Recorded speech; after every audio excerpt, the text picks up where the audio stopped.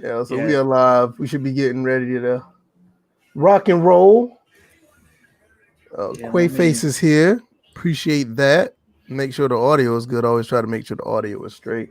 Yeah, he's like, okay, DJ. Like, yeah, it's my customer service background that has me typing stuff like that. Yeah, so. the last second I had to go upstairs and put a filter in one of the vents because of it's getting cold. So the heater works, but it takes its time, and I know it's time to change the vents out. I changed the one downstairs, but the one upstairs I need a different different filter for that. So that's something I'll be doing when I get off work tomorrow. Got to go to the store and get one of those. But other than that, everything is on the up and up. That's not the reason why I'm wearing this hoodie. I mean, it's fine in here. I wanted to wear it because, I wanted to wear that. Show you guys that I do have some more merch that I purchased. Can't wait to be able to sport it ourselves. Yeah, I need to get it to y'all, man. For real, man. Getting cold up here. Right. So don't worry about it. I'm gonna get that sent out. Matter of fact, I'm gonna try to get some extra merch. Hopefully, I can get a chance to give some away. So that's gonna be a really big deal, especially around the episode 200. As a matter of fact, this is episode 192 of the First and Framerates podcast. Myself, DJ81, Bills Forth, just arrived. He is here. So we are going to get into this. We're going to mainly talk about Madden NFL 21. Some news and information came out the other day. A lot of people wanted me to say something about it right away, possibly make a video, do it on the stream from yesterday. It's like, no, we're going to keep this in-house. All three of us going to put our opinions together on the podcast, and that's what we're doing right now. If you guys haven't already, go ahead and hit the like button. We have 7-8 people in here right now, so at least 4 likes. Everybody don't have to hit it because some people just don't want to anyway. But at least hit the like button. Let people know that we are over here. And what that'll do is we may bring some unknowns over here so we can talk about them as well. And they may have a good time and want to hang out in the chat. Also, if you haven't already, you can go ahead and check out the Discord. We have that. Check us out on Twitter. You can also check out the Patreon if you like. And we do have a Teespring link if you want to buy any of the merch. It is getting cold outside.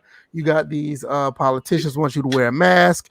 And if you don't have a cover or a protection for your phone, we sell that as well. All that is there as well. So go ahead and check all of that out. And if you can't catch us live, or you decide you want to listen to the episode later once again, because we do have the best, smallest podcasts out here. You can find us on iTunes, SoundCloud, Google Play, and Spotify. And when you go over there, give us a 5-star rating and let everybody know we're the best, smallest sports gaming podcast out here. Now I've said enough. Let's go in with the intros. DJ, how have you been these last couple of days? I've been good. I pretty much took the same precautions. I had other things, so there was no stream from me last night. But I figured if I would have gone forward with my stream, y'all would have been asking me the same question. So it's kind of like everything just worked out that I didn't stream last night, so we can all be here together to talk about this Madden news. Other than that, played a little bit of the 2K, current gen that is, and got robbed at Walmart. So wait a minute, you got robbed at Walmart, like for real, had to file a police report robbed, or you just saying that? Nah, because see what happened was damn, DJ, what the hell happened, bro? So what happened was I had the thing in my cart, right? And oh, you talking about that type of rob? Oh man, come on! I'm worrying about your public safety, nigga. What the hell? Let me finish the story, damn it! So I had the thing on place order. I was literally one step away from securing the PS5, and I got robbed by them damn. How bad do you want this PlayStation 5? Well, honestly, I went to work out afterwards. So no. How bad do you want this PlayStation 5? What is it? Okay, you must be there's something to this. I would like to have a PlayStation 5, the digital version. How bad do you want it? Oh boy, This is a because I can send you somewhere that you can get one. Like, but how much is it gonna cost me? that's why I'm asking. How bad do you want it? How much is it gonna cost me? Not that much more than what it is. No. I'll talk to you after the podcast over because you may change your mind. All right. Other than that, Bills, how have you been, sir? I've been busy. I just finished recording a song. Another one? Yeah, another one. DJ, check the private chat. DJ Khaled. Yeah, I finished Another one. Recording and mixing a song, so I've been busy. But I'm good. Worked on the 2K sliders yesterday trying to fix Czar's bullshit. It's semi-fixed. I'll get into that later. No? No, hell okay. no. Okay, I was just curious. I'm like, thank you for letting me know, but I know a plug that's actually at that price. Honestly, I believe that's reasonable. But I know a plug that's selling them for that price. That's way better than what eBay is doing. Nah, ain't no. Well, yeah, ain't no that's a third of what eBay is doing. That is way better, right? Am I wrong? Yeah, you're right, but ain't no piece of plastic paying more than what they're selling on the market. So I'll just. That's why I asked how bad do you want it. Bills. I'm sorry to cut you off because DJ was looking like he was about to have a heart attack when he saw that price. I'll let you go ahead and finish. I'm sorry, man. No, yeah, I mean, no, it was cool. I just been recording and mixing and a bunch of other bullshit.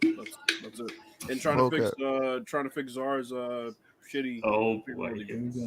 So yeah, we'll get into that because I posted a teaser of sorts about a hot fix for this. It's pretty complicated, so we'll get into that.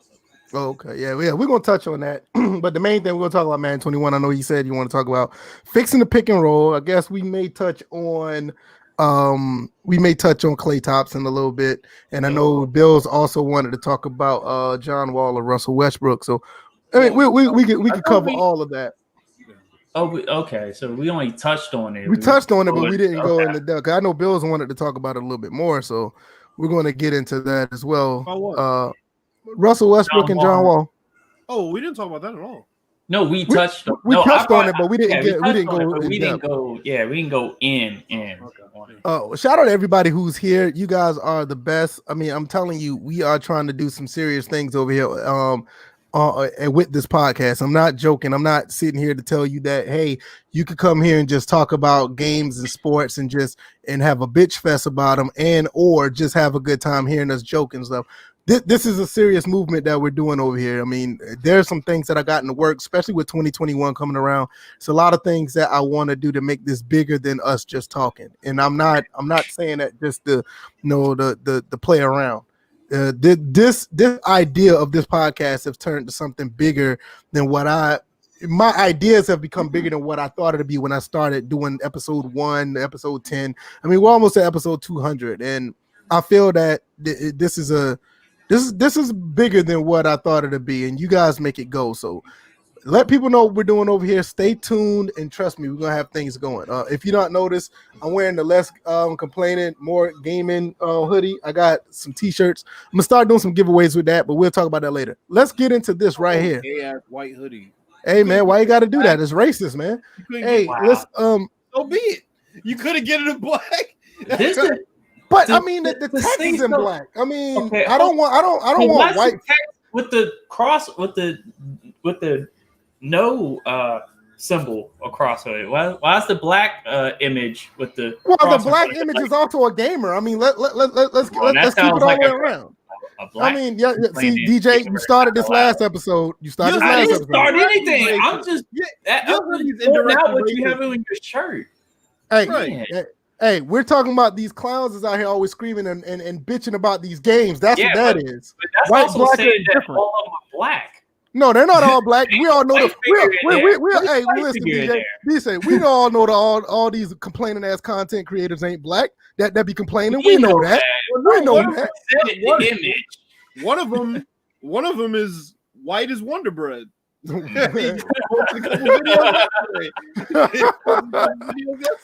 man, hey y'all go check out the merch, man. This is what's happening right now, man. We got it going on over here. But let's talk about these next gen stats, this player movement. I'm a little worried about this player movement because when I did see the trailer, the player movement, you saw some animations, but I didn't see anything out of the way that was like, oh my god, this is like different.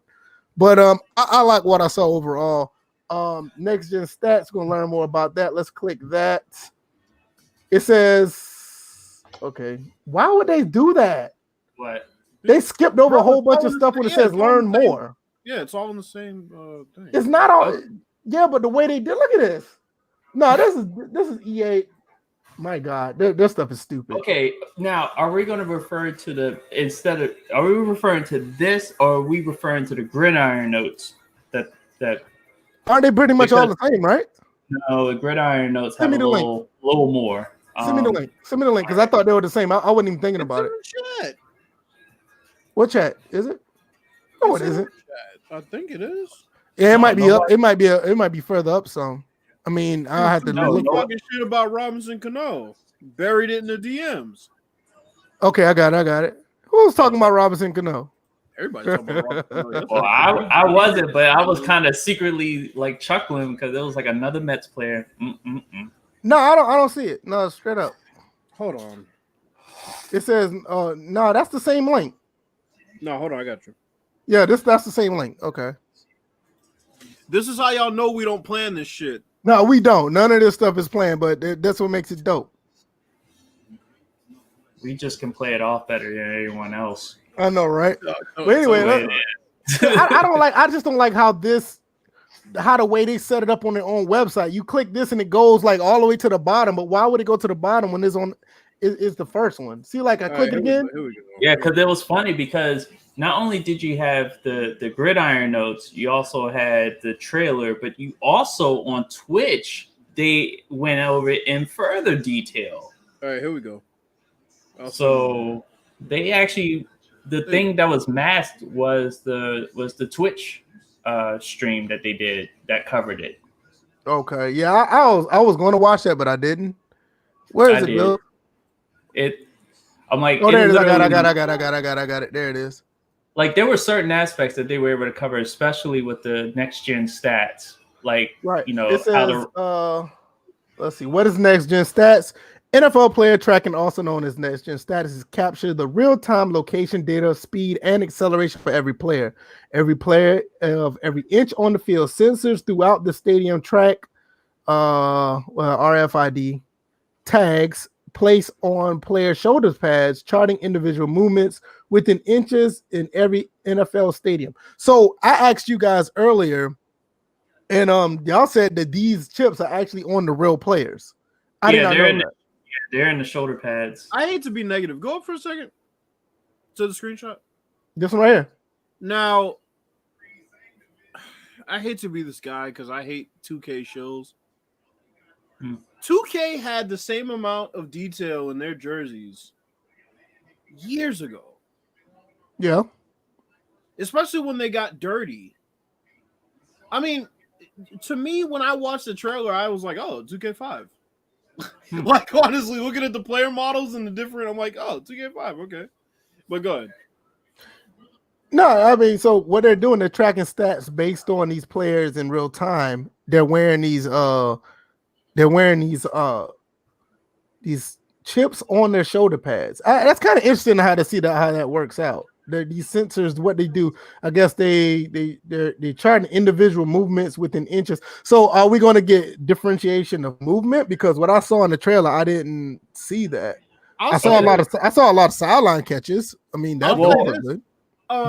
For some reason, the players that were releasing their own info, or I guess promos for Madden 21 Next Gen, had like exclusive clips.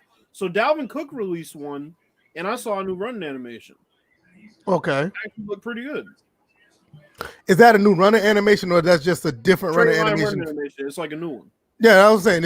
Now I wonder, is that just for him, or is that just new running animation for the game? Because one thing I would like to see, and it's something that they haven't done since I'll say Madden 08, that they had different running animation for different players, but it wasn't like individuals. Like if you're a big back, you ran different. Like say for instance, they had Deuce McAllister back then. He ran different because the way he held the ball up tight, and you had Tiki Barber who had a fumbling problem.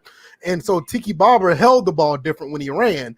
But, so there's like different prototypes of running backs had different running animation. I wonder if they did that, or is it just individual? Honestly, at this point, I don't see why they wouldn't be able to do that. They claim it's going to be based on size and, I guess, player type. So wide receivers that are bulky and bruisers are going to have a different animation from, slim wide receivers or right. Yeah, because I saw that somewhere where they had like different type of tight ends, different type of running backs, different type of receivers. That's going to be interesting as well. What are your thoughts about this right here, DJ, so far? Well, as far as like because it basically is 2 chips placed in each, like the shoulder pad, left and right part of the shoulder pad, and that obviously is supposed to track movement and everything. Where I see it affecting the most is instead of point to point for different types for different players, you're going to see more roundedness in the game. It's not going to be like run straight to this point, then cut, and then it's a sharp left. You're going to actually see what and it was shown in the trailer a little bit. You'll see these rounded paths instead of these straight line paths. So you'll see somebody, let me see, like McLaurin. Like I was just saying McLaurin just because I know I just see how he runs his routes.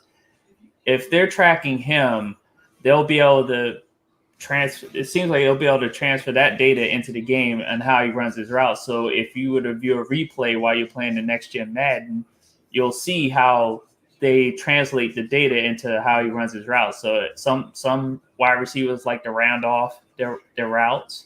Some, let's see, and I'm just saying that as a wide receiver because you can run routes different way. You can run them point to point, but now these days it's more efficient to round them off a little bit because either you're trying to set up these routes. So it seems like it's going to lead down to like better fluid passing routes and a more fluid passing game where people will possibly be able to break open naturally. Kind of looking like all pro football 2K8, just to throw that out there. They say leveraging the power of NFL next gen stats, which is supposed to be equal to player movement. Next gen player movement is fueled by real athlete data, route paths, that's what you was talking about, acceleration rates, allowing next generation NFL or Madden NFL to deliver the most realistic, authentic, fluid player movement in franchise history. Now, this right here, this is that right there is yet to be seen.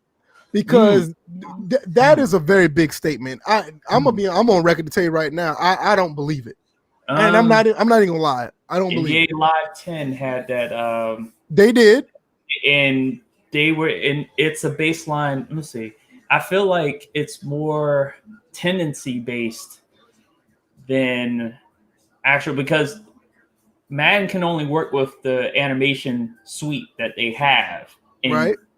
Expressing these, translating the data and transferring it onto the field.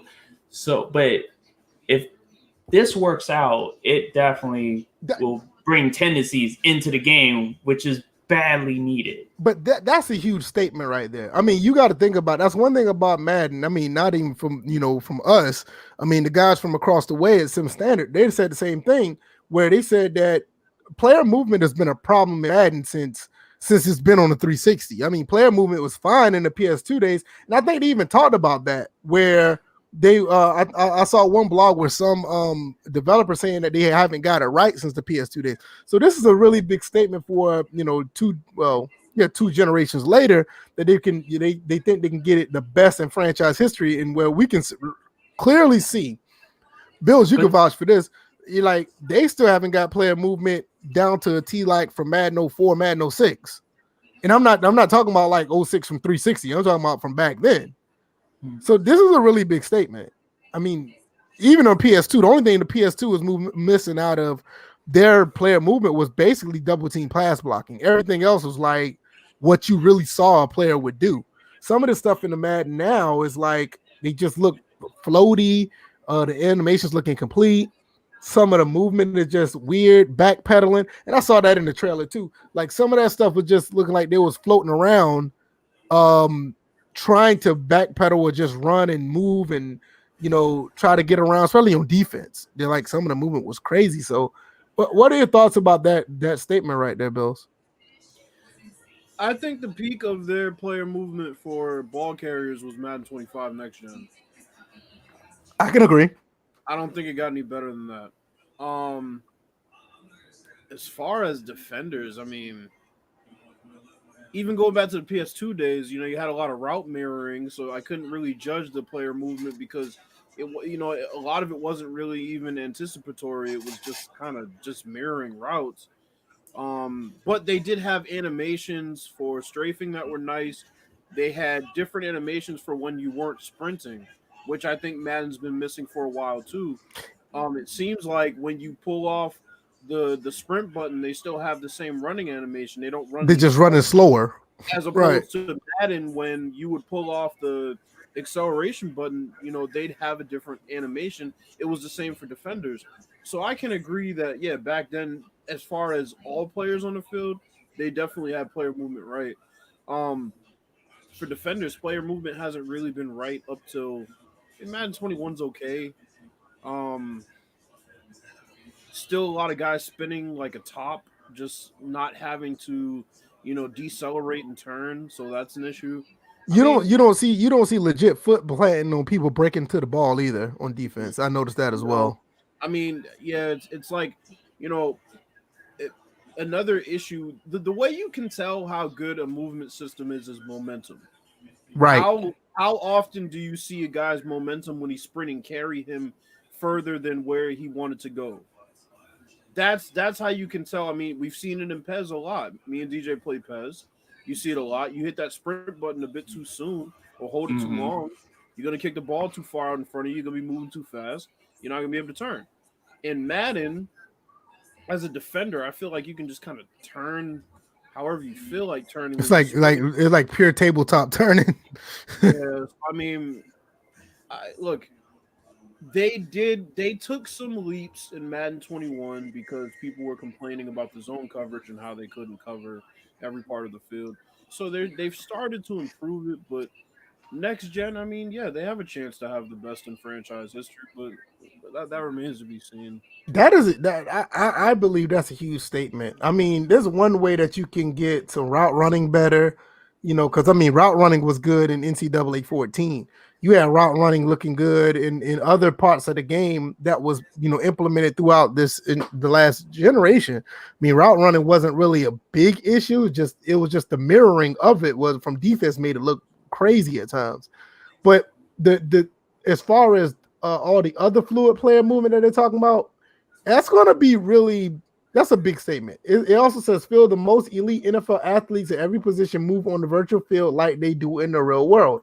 Now we're talking about some stuff that we see in 2K basketball, because with 2K basketball, their animation library is huge, and some of those players look exactly like they look on in the NBA. So that's another big statement. I don't know if I'll be I have to I believe when I see it.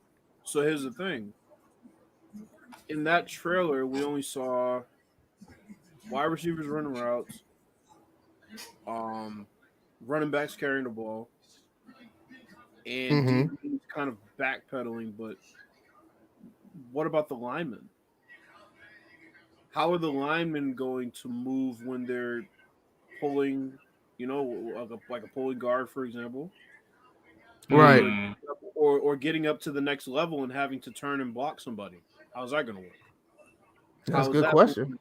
You know what I'm saying? Because you can't just have those chips for the ball carrier and the defenders. You have to have it for linemen too. You have to have it for defensive linemen. You can't just have it for skill positions and. So that's going to be interesting. I mean, I don't know, man. There's so many levels to football with the player movement that they haven't really addressed in this trailer. And they haven't really addressed it in the article either. I mean, yeah, they say every position on the field, but like I said, if a D lineman gets free off a block and a quarterback takes off, what's that acceleration going to look like? Chasing him down. That's a good question. So I'm gonna look at this. I'm gonna get past this other paragraph right here. I mean, they already talked about. Well, I'll get right here. It says, for example, a big bruising ball carrier will run with a heavier weight, produce more tackle outcomes, where he gains extra yards, while a small agile ball carrier will change direction officially and avoid tackles rather than power through them. Unique player movement per archetype. This is what I was talking about earlier, which each captured across multiple body types. So this is basically what they captured in the chips that they had on the shoulders. Yeah, that's what I'm saying. Yeah, I know. I was about to get that, but I'm just this is what now they're saying. This is what they got based on the chips that they got, because this is no other way that they got it. Hopefully, which I doubt. Like I said, this is a big statement. I don't think I have yet to see it, but based on what they've lined up, this is what they picked up off of the chips that they put in their shoulders. Ball carrier, agile small, agile tall, bruiser quick, bruiser heavy, route runners, wide receivers, running back, and DBs, tight ends, which is going to be interesting because now, well, no, it's ball carrier. So they're going to have this on top of this. It says split up between agile small. That's the route running ball carrier. Okay. And they have pass blocking movement for offensive linemen. So what about run blocking? Because you got some linemen that pull on certain misdirections. You got some that pull on certain dive plays, or what's the other one that they call? Oh man, I forgot what it's called. It's like dive, and then there's. I just got a brain fart. Draw play. Boy, I can't believe I forgot that. Yeah, the draw play. You got linemen that pull on draw play, so that is completely out of this. They don't even talk about that. So now we got to worry. They pull in shotgun too when you're doing RPOs, or if they're doing the pistol, or not even pistol, but if you're doing the read plays. Yeah. So that is not even on here. So now we got to worry about when we buy the game. Is run blocking actually going to be viable? It might be Madden 15 all over again. Another one on those bubble screens. Bubble screens, regular screens. Yeah. You got to have movement for that. And then, so here's the thing with that. It's going to be interesting to see the acceleration from a ball carrier when they catch one of those screens, because, a lot of times that's a standstill position. Yeah, but see, they haven't even talked about that, because they haven't talked about acceleration or anything. Or just quick, in that. Go ahead. I think the most interesting one that I see there is agile tall. Right. Because when you think about it, you have your Travis Kelce's, and you have a couple of tight kids. I mean, right? Yeah, you got some. You look at agile tall. You looking at Travis Kelce. You looking at Mike Evans, Jimmy Graham, Julio Jones, Mike Thomas, DK Metcalf is another one. So it's interesting because a lot of the receivers in the league would probably fit they fit into the agile category, but the agile tall guys are going to come at a premium. So it's going to be interesting to see what those animations are. I mean, we kind of saw what Travis Kelce, looked like running routes in the trailer, but it was a snippet. So it's going to be interesting. It's going to be very interesting to see how those acceleration and speed stats translate, especially considering the fact we don't know what they're doing with ratings. We talked about this.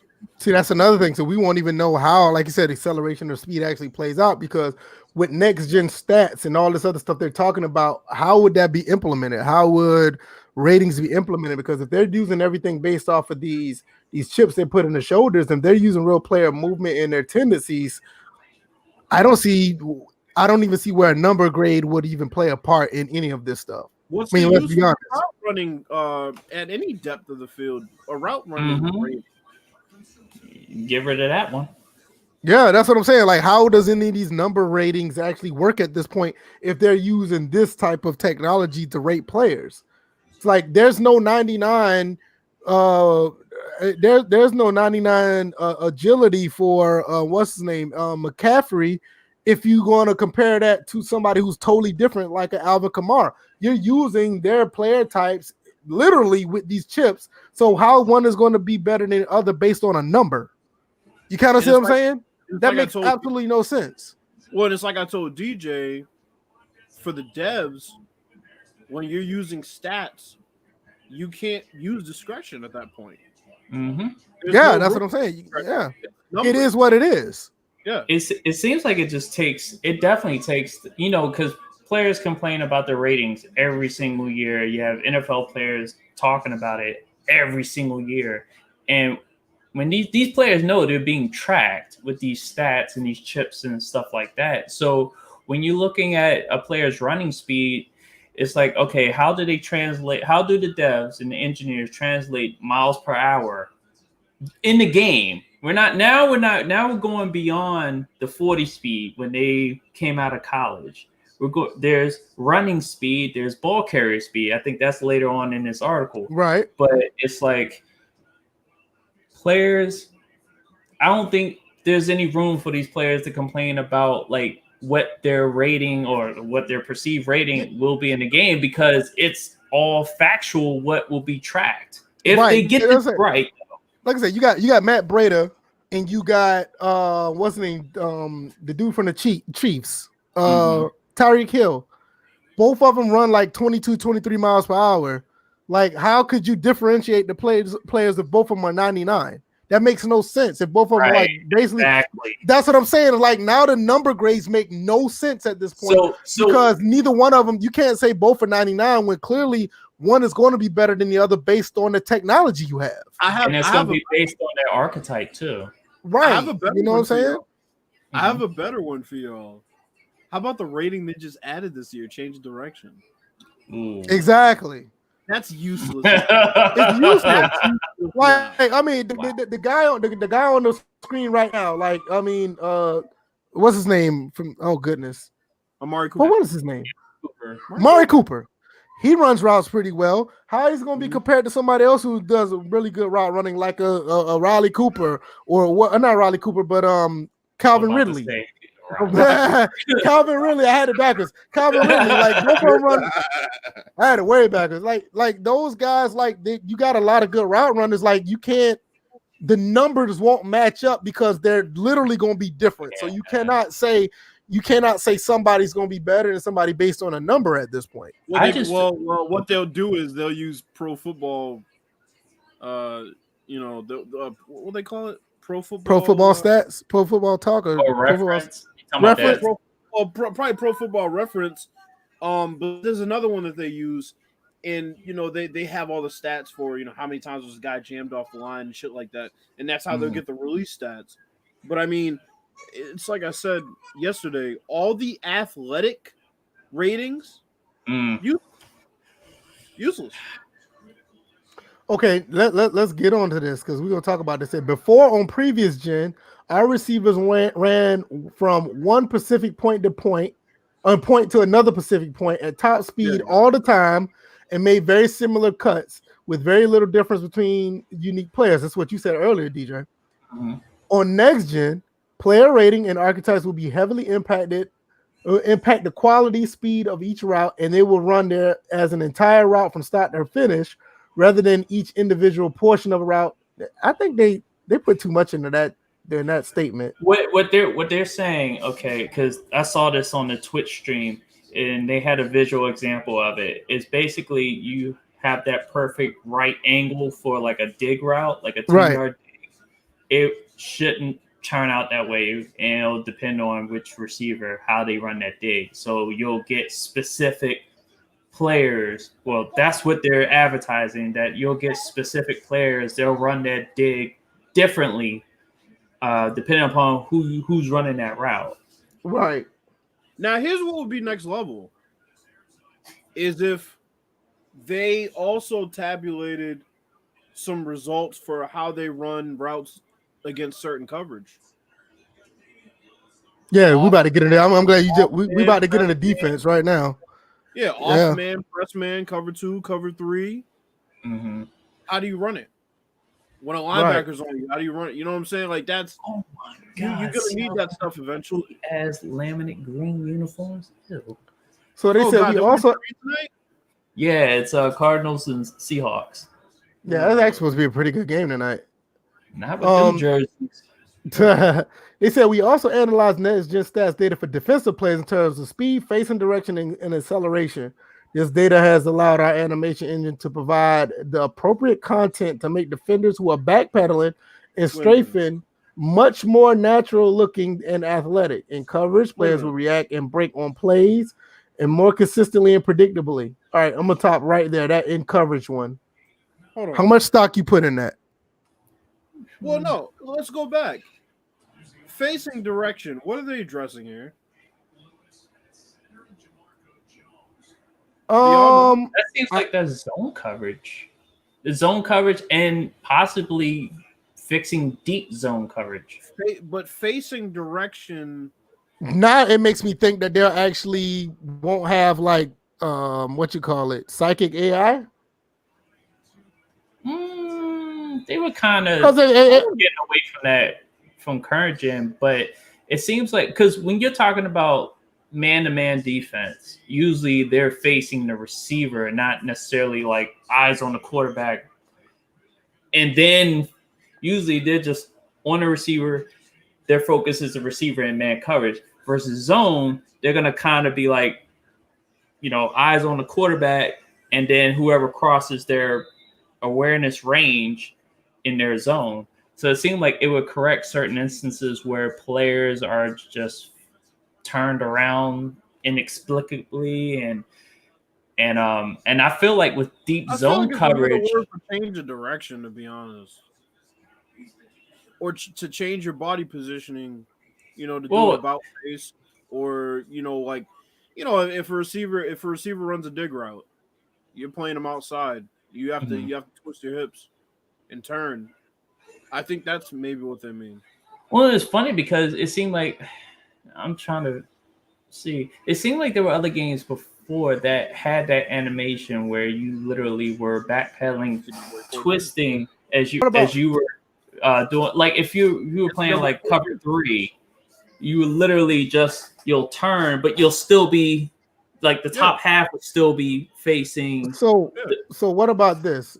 As far as facing direction, they will now get in better position to make a play or be in better position to make a timely click on for the user to make a play.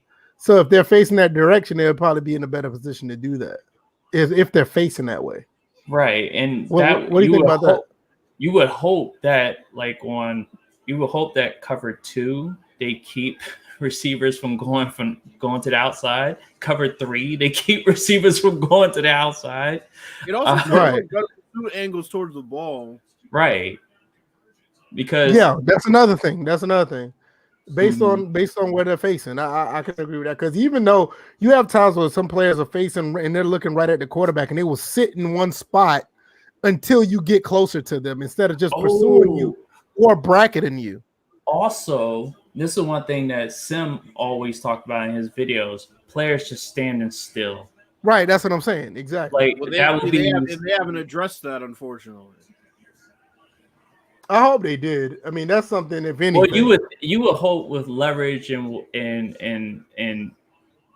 positioning that they would be able to get them to not be just statues at any point of that play. Unless you're like sitting in the middle of the field, that's kind of like a different story. You kind of in no man's land at that point. And this is why I highlighted this before you said go backwards. It said in coverage, players will react and break on plays more consistently and predictably. There's nothing predictable about a player just standing in one spot till you get close to them. That's the one thing that would make me think they addressed it is saying they will now get in better position to make a play or be in better position for it. But actually no, because that's talking about. No, it's just right here it says in coverage, because even in coverage, let's say for instance you ran a cover 3 or a cover 4. You have instances where the defensive backs will still stay in that coverage mode and will not move. They will stay in that area instead of moving around. Even if the play is breaking away from them, they will still stand there. Or So say if you had a mobile quarterback, they will stand in that zone until you run closer to them, and then they'll break off of the zone. Like, no, soon as that quarterback comes out of the pocket in real life, those guys are trying to pursue already. So I mean, that's more because a you lot might be of onto times. something. Yeah, because when you have a mobile quarterback situation where you have to click the R3 to get people to react to the play versus because if you don't click it, they don't react. They'll react, but they'll wait until like he's 2 yards beyond the line of scrimmage to react. Exactly. So they will stay in the flats of cover 3. They will stay in the flats of cover 3 and will not move until you, as a mobile quarterback, run to that area. And that's when they'll start coming and try to tackle you. No, it's like in most cases, if you're playing football, as soon as he come out of that pocket, it's on. They're trying to get him. You know, that's just the way you play defense. Right. I mean, I think you're making a good point. I think at this point, based on what they're saying, there shouldn't be flat-footed DBs because there's no use for you ever being flat-footed in coverage. Right. That's the quickest way to get on the bench. So I think tripping and falling in coverage. So yeah, I mean, based on them trying to put themselves in better position to make plays, that means they should never be flat-footed in zone. Exactly. This is what Philly Chew just said. Shout out to Philly Chew. Thank you for coming through. Yes, players covering grass instead of people. That's exactly what they will do. Wow. And they've been talking for years. They've been talking about fixing that for years, and they still haven't really fixed it. Right. Let's see what's next. And lastly, BigZayMack has just scored, by the way. We just scored. Okay. Yeah. They said lastly, but important on the defensive side of the ball with was next level tech of tackling. Okay, this is gonna be interesting. Yeah, especially with the Yeah, we built a new tackle prediction and anticipation technology we call Rally. Okay. With Rally, not only you will be able to start tackle interactions easier, you will see more variety in tackles and improve visual quality in terms of tackle prep and anticipation. Stop, son. What are you doing? Oh boy. We have beaten this child on stream. No, I ain't beat him. The last person that did that was Kid Smooth. Kid Smooth actually. I don't want to beat him. He's playing with electricity, and he don't take care of that. But it was like, let's see. You will see improved visual quality in terms of tackle prep and anticipation, and more authentic interactions during impact moments. What do y'all think that mean? Because go ahead, DJ. I mean, Bills. What do you think that mean? Tackle prep is important because we're talking about how the defenders are setting their feet, and Wait a minute, hold on. Wait a minute. DJ Metcalf dyed his hair green. I didn't. Apparently, he did. I didn't see him take off his helmet. But. What's going on, Smitty? What's going on, Smitty? What are we doing here? Come on, D. Hey, it's him. I don't care. Go back, Bills. But no, so I mean, yeah. In turn, when they say tackle prep, I mean they're talking about defenders getting in position to make a tackle, which means strafing, and then once you actually get in position to make a tackle, the way you're, twisting your hips and all breaking down and making a tackle, breaking down and twisting your hips, rotating the guy and whatever. So that's pretty much, I think, what they're talking about there. Anticipation is obviously, I think, tackle pursuit angles and anticipating which way the ball carrier is going to try to break away from you, which is good. I mean, all this stuff, it's funny because all of this stuff they try to fit into one rating, which is tackling. They don't have any other rating to address that, which means they have to kind of address the AI as a whole and fix it in a blanket, fix. So, I mean, it's interesting. More authentic interactions during impact moments. I'm guessing.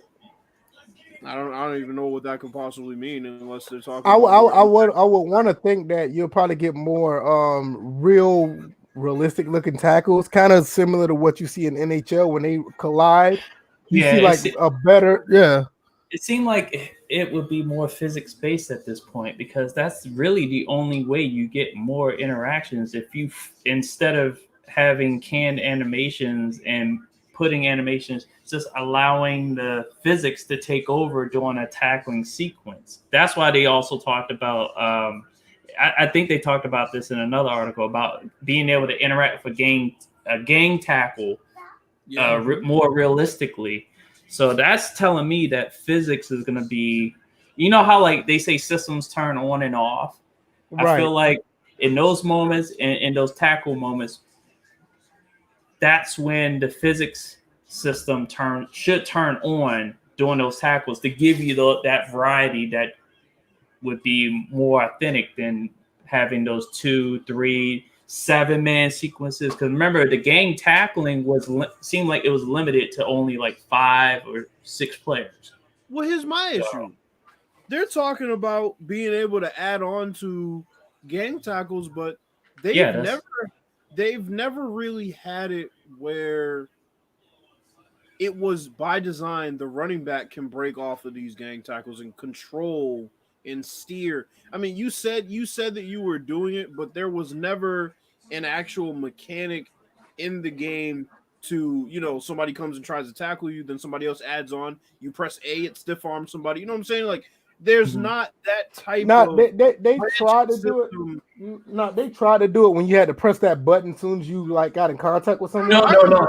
That's different. That's tackle battle bullshit. But I'm saying I'm saying you trying to break a tackle. I mean, that's the closest thing they got to it. You see what I'm saying? Yeah, but I'm saying like organically, I just they need to add something where somebody's coming and trying to tackle you, right? And you're in an interaction, and somebody else comes over. You can stiff arm them, or based on your yards. Right? It's kind of based on your break tackling. It should be based off of that. You just put the controller down.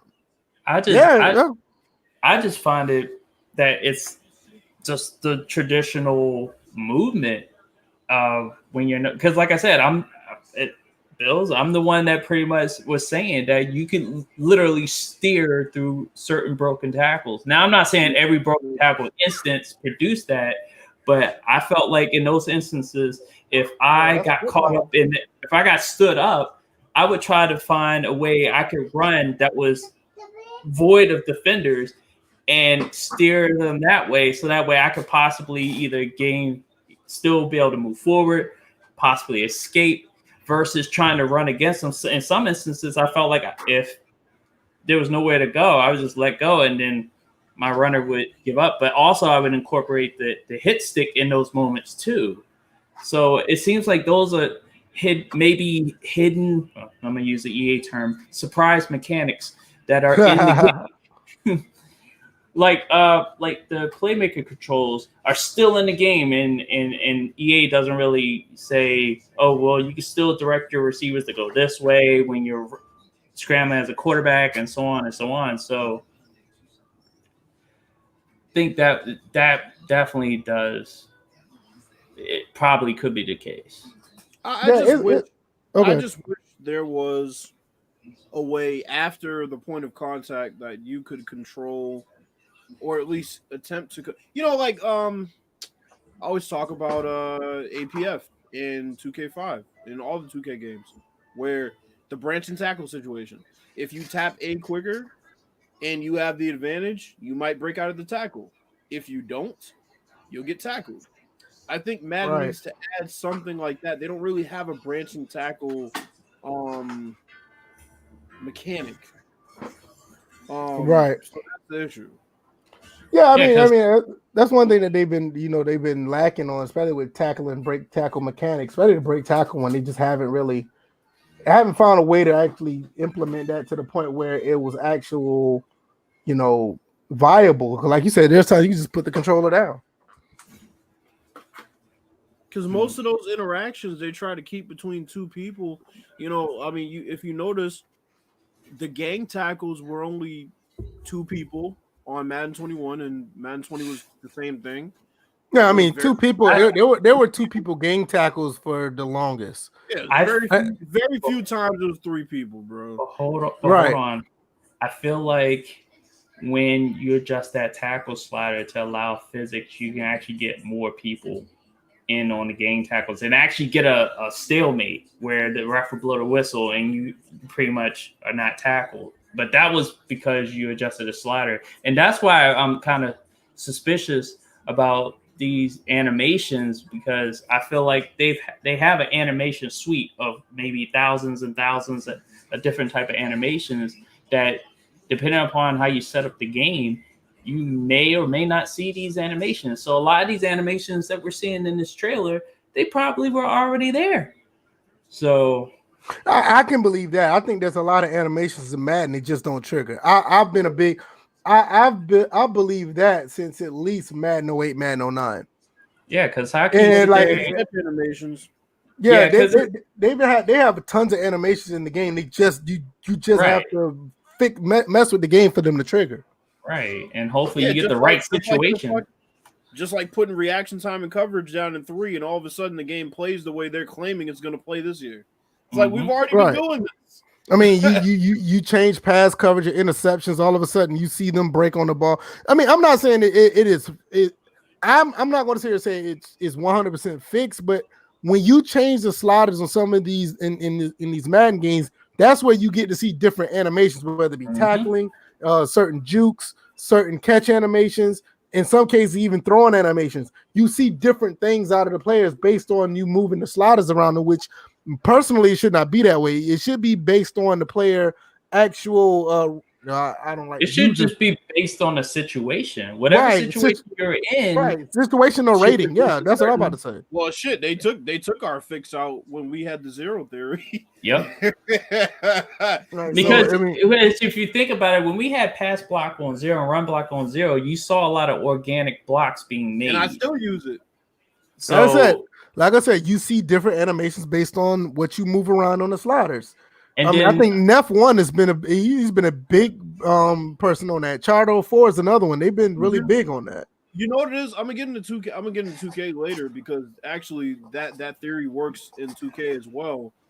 The thing is, when you start putting down sliders close to 0, they can only depend on what they see.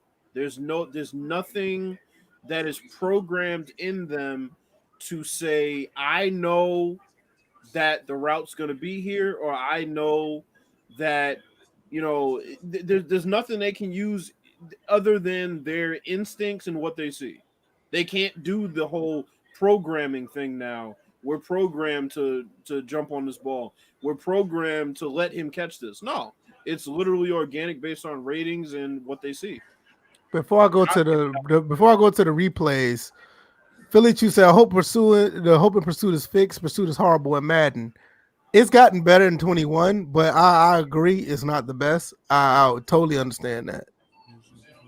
Smitty also says the way the players interact needs to be more like Backbreaker, where your player keeps the feet turning no matter what, unless there's a defender that literally wraps up and hits you and knock you off your course.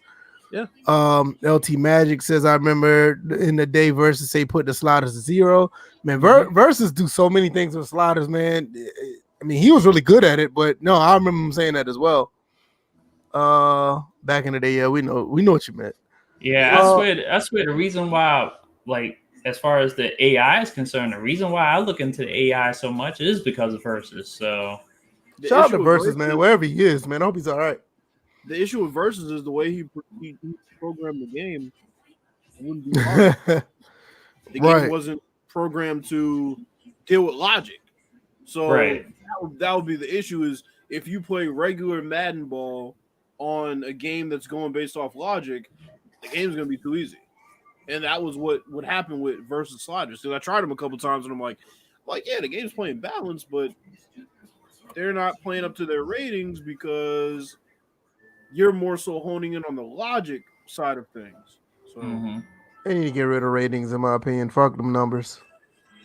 I'm serious, man. I who cares? I don't care. I mean, but that's another story for another day. Next gen powered replays. Are y'all big on these replays? Because they're talking about like basically during the replay it tells you like how many seconds a person was in the pocket. If they can't give, if they're not gonna give me a television broadcast version of this, like we like saw Madden 09? Yeah, if they don't, okay. First of all, they had to couple this with regular replays. So Right. if they right now, it doesn't seem like you get regular television type replays in Madden. Tell me if I'm wrong, No, but you're right. the way the whole TV broadcast is set up in Madden, it's like it's non-existent. So now you're throwing this in there, and it's just like now we're gonna get an overload of, oh, this is what happened. This is how far he threw the ball. This is how fast he ran. And we're like, I want to know how many total yards did my team just get in the first quarter. I want to know stats like that. They already do the bullshit replays like that, and they just don't call it next gen stats. That's what I'm saying. Because when they do the sack one, they say how many yards you sacked for in some bullshit camera view that's not a television broadcast camera view. And when then you the have a long catch on a throw, they show how many yards it was, but they don't put it in a TV broadcast format, and that's the issue. So they're just gonna have the same replays as last time and put the next gen stats stamp on it, and that's gonna be that. I think they can be interesting for certain things, but I don't want them to overdo it. Like Optimus Goop says, he said that it's just gonna get old fast. Yeah, because I don't want to see the same next gen stat over and over again. Or like, say for instance, if you have like a Russell Wilson or whatever, and it talks about how long he's standing in the pocket. I think something like that would be interesting, but I don't want to see that like every quarter. You know what I'm saying? Oh, on this play, he was in the pocket for 3 seconds, or like another 50-yard bomb. Oh, he was in the pocket for 5 seconds. I don't want to see these that. triggers. I hate to be an asshole, but I'm about to be an asshole. NFL 2K5. Hold on. Stats. They did a good job of that stuff, though. NFL 2K5 would tell you how many passes completed in each area of the field, what a running back was doing, running to each area, middle, right. Didn't they have the ESPN animation with the little arrow going to each one? Yeah. Exactly. So them showing us how many yards the guy was sacked for, I don't give a fuck about that. Tell me about how a quarterback is throwing to each area of the field and things like that. That's actual next gen stats. Or like when the running back is running, they'll tell you like how far he got going left or right or up the middle, and they have the little arrows going up. It's like that type of stuff is pretty cool. Yeah, if you can take the comment down. We can't even see Bills. Oh, Bills, you can't see. That's a disadvantage of him being on the bottom. Oh, there you go. There you go. No, I'm just messing, man. Oh, man. But yeah, no. Yeah, but I mean, those overlays that they did, because they just basically had the ESPN, they just basically had the ESPN presentation, and it was to a T. You know what I'm saying? So let's go over the triggers, because there's plenty of them. All right. So here we go. Okay, so the first column is completed air distance. This is the primary next gen stats replay trigger. So completed air distance, which they already have. Rushing distance, they already have. Ball carrier speed, that one's new. Tackle length. What does that mean? I'm about to say the same thing. What the hell is that? See, and it's funny because what I was thinking was like the reach, not like literally like their reach, like they can. I don't know. We just right now that needs to be explained a little bit better, because I feel like that has to do with how efficient their tackling is. I'm just saying. So how long? So you'd say how many yards it would take them to maybe bring down the ball carrier if he's like carrying them? Nah, I would say more tackle length. I don't know. I'm like if we broke it down, then you're talking about how far away a person has to be before they can go. That's kind of like that's kind of like backhanded saying. I have no idea. That's kind of backwards saying that you know how like people get pulled into tackle animations. I think I found it. Okay. I think it's TFL. According to this, it's how much ground they covered to make a play. Okay, that's kind of what I was. Okay, that makes sense. thinking. It's just the way it's worded is It's weird. But efficiency. Tackle efficiency. No, but well, tackle efficiency would be something like how many tackles somebody get per game, how efficient they are at tackling. Tackles versus broken tackles. This is what they're addressing. They're saying, let's say, okay, DK Metcalf, for example. DK Metcalf chased Buda Baker down, however many yards. That's what they mean.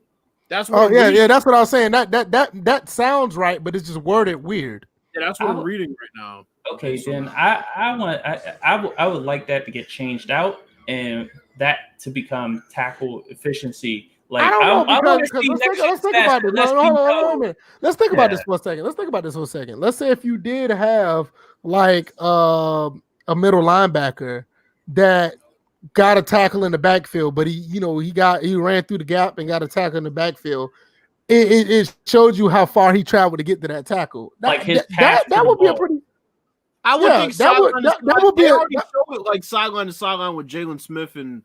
Yeah, but that would be. I'm not gonna lie. That would be a pretty cool stat to know about. Like, especially if someone like say if it's like a 3rd and 3, and let's say they're running a stretch handoff, and the outside linebacker had to come from the other side to tackle him to stop him on that 3rd down. That would be an interesting stat. That would be an interesting stat. Yeah, they have that stuff on the TV broadcast.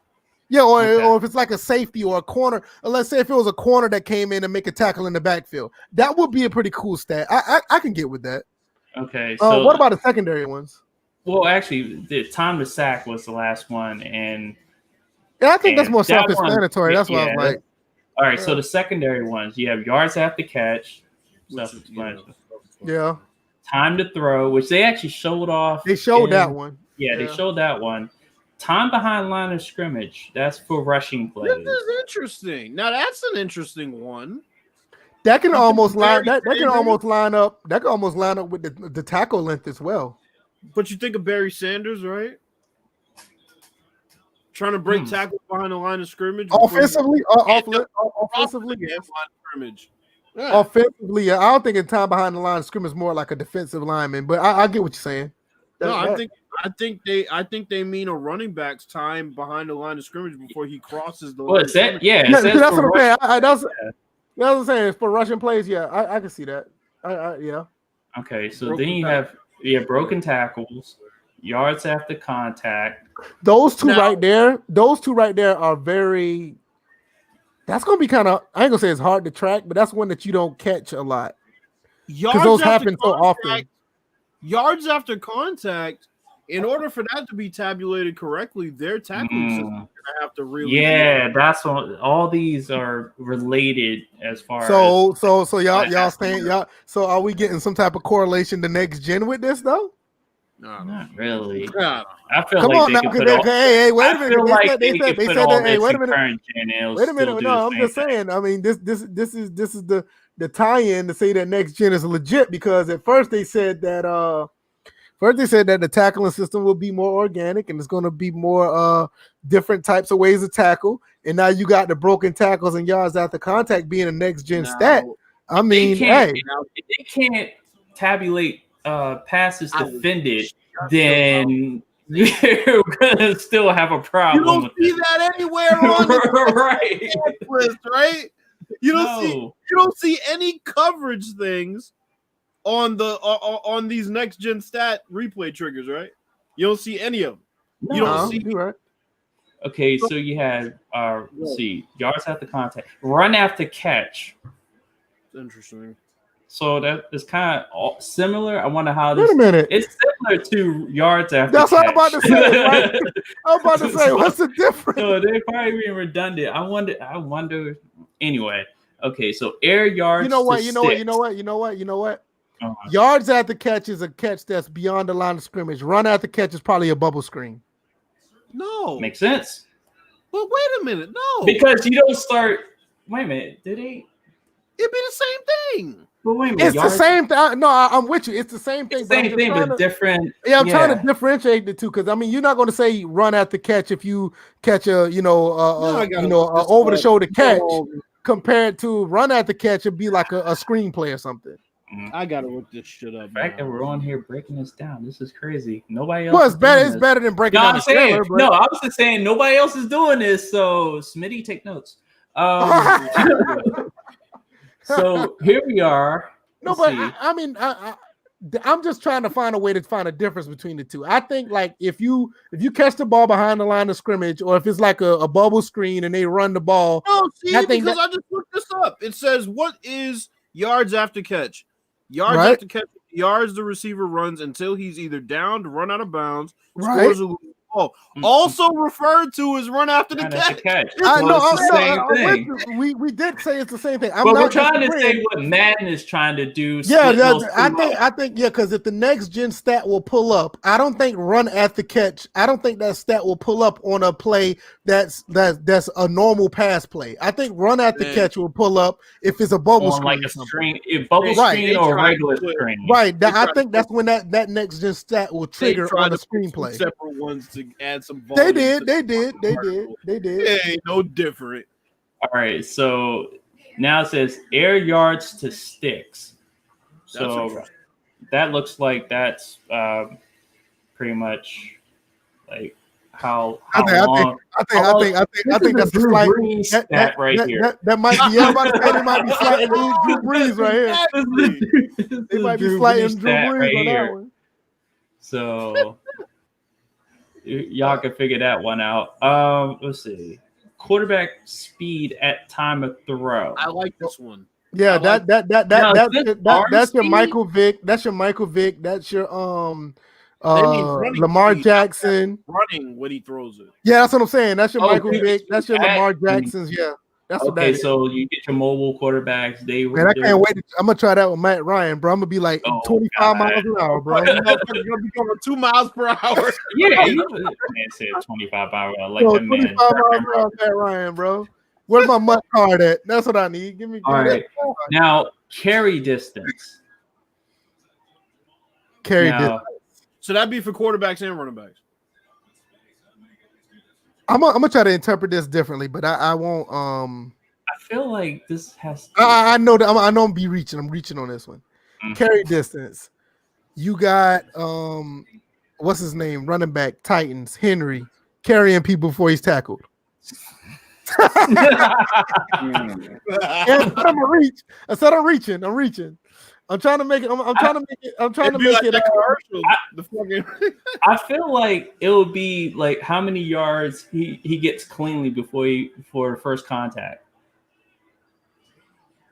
Yeah, because that's a Derrick Henry stat too. Because who's going to hit him within the first 5 yards? Well, maybe I think it's probably the total amount of. Well, they got carrying speed at the last one we're gonna touch, but that's what I'm saying. And I touched on it a little bit earlier. Yeah, we're definitely hitting that. So I was just curious because you said carry. Like, are you carrying? Like, are you dragging somebody? I think it has something to do with the fact that that whoever the runner is before they first get hit, like how many yards they get before they get hit or tackled or whatever. First contact. Yeah. So. Okay, you got distance to end zone, so that pretty much for your long runs. That's going to trigger for long runs. That has to. No. This is the end zone. Is basically fourth quarter. You're on the last drive of the game, and they're telling they're going to put a stat up on the. They're going to put a next gen stat on the field, telling you how far you got to get to the end zone. It's like the last 2 minutes of the game. I can see that. And distance from own end zone, that's probably basically like when you're in the red zone, they're going to tell you how far you are until you get into the end zone. If the commentators aren't putting commentary over the... See, that's a key. If they're not talking about nothing. If they're silent doing these things, then they can get the fuck out of here. Yeah, no. Hey man, I ain't gonna lie, man. I cut the commentary off of Madden 21. I know you did. It's one of the best things I've done. I'm not even gonna lie. That's funny how far that commentary team has fallen since the first. Like it went to. I remember what's his name? JP. Who's the kid that likes Trump and JP whatever. Davis. Yeah, JP Davis. When he was like, "Man, this is the best commentary feature we've ever had. We get updated commentary every week." Brandon Gaudin, they don't even do that. Damn good though.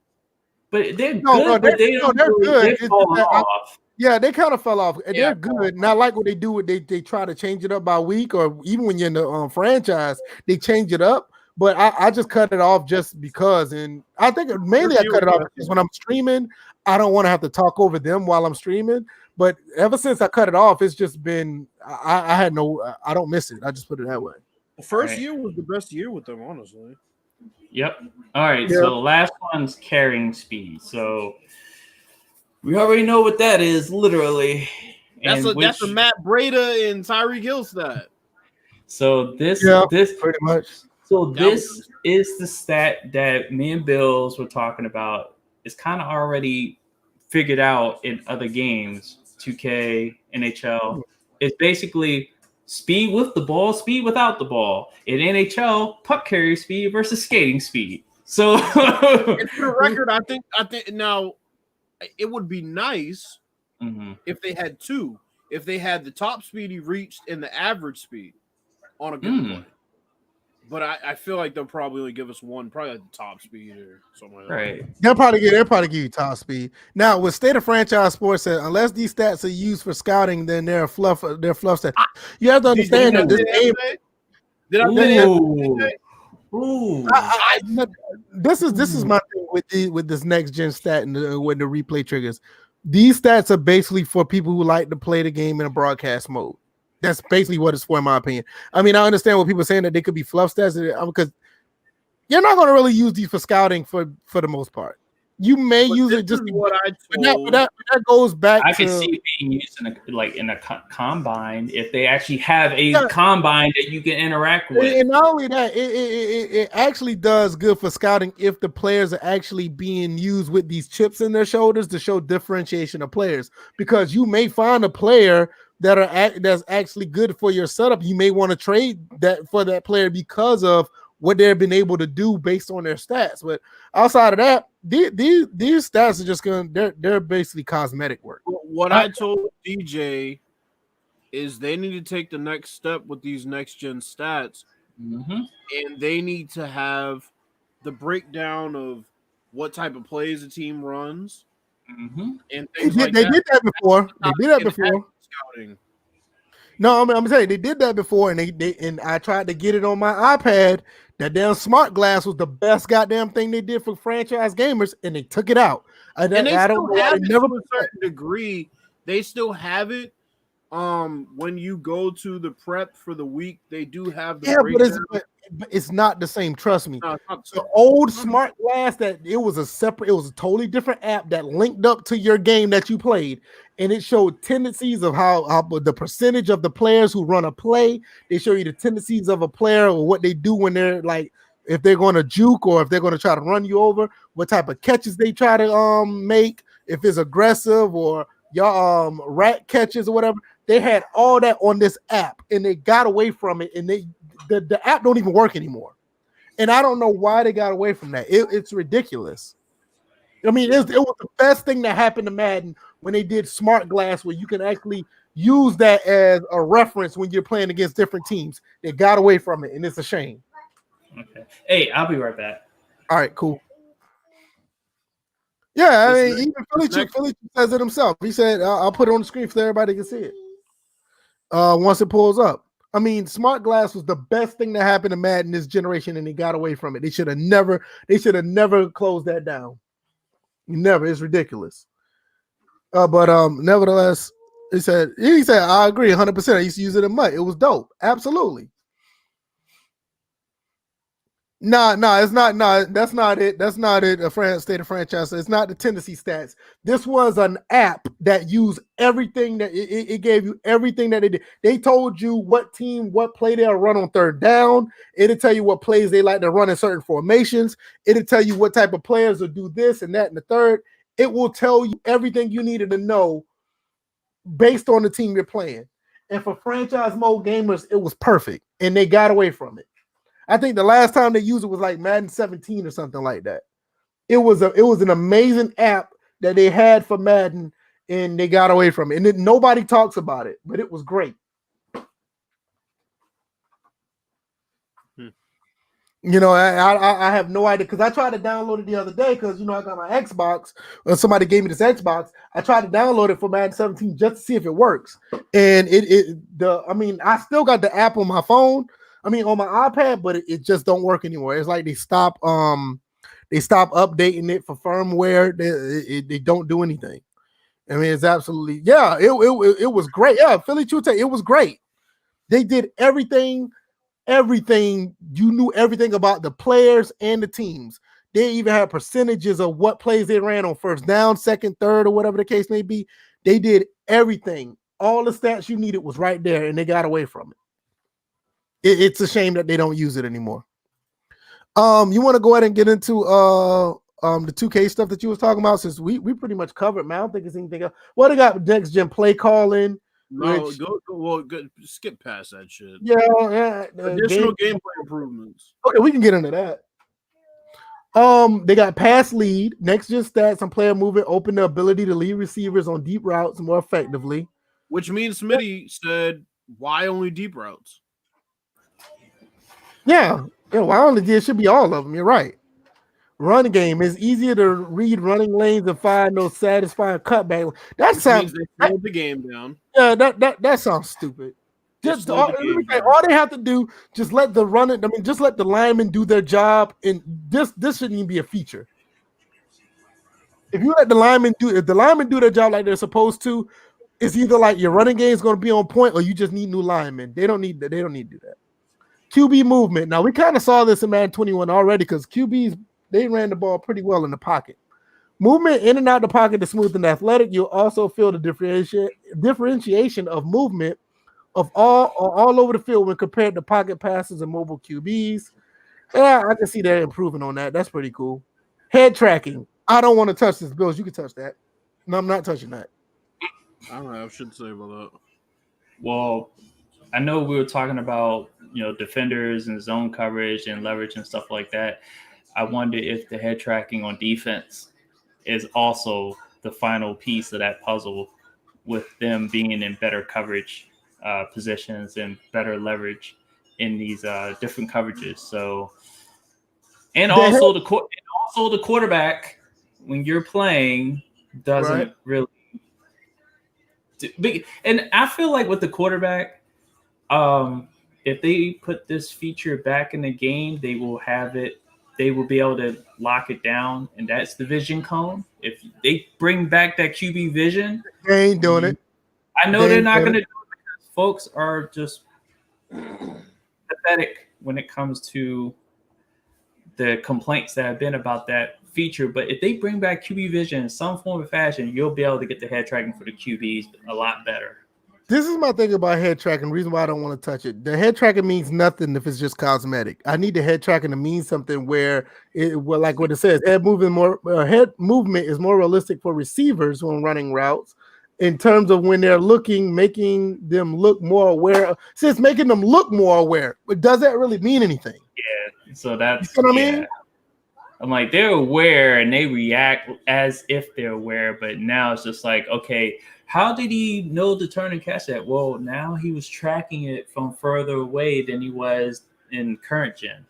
They can. I'm gonna let y'all. I'm gonna let you go ahead and finish. I'm gonna let y'all go ahead and go do these next three right here. I'll be right back. Okay. They can wake me up with the head tracking shit when you can pump fake and get a DB. Oh, and that's another thing. And I wonder the pump faking, if they're able to. How is that going to be incorporated into the coverages and stuff, like being in a better position? Because then a rating is going to have to, It hasn't been the same since Madden 04. Peyton Manning pump fake my safety out of his damn shoes. They don't react to pump fakes the way they should.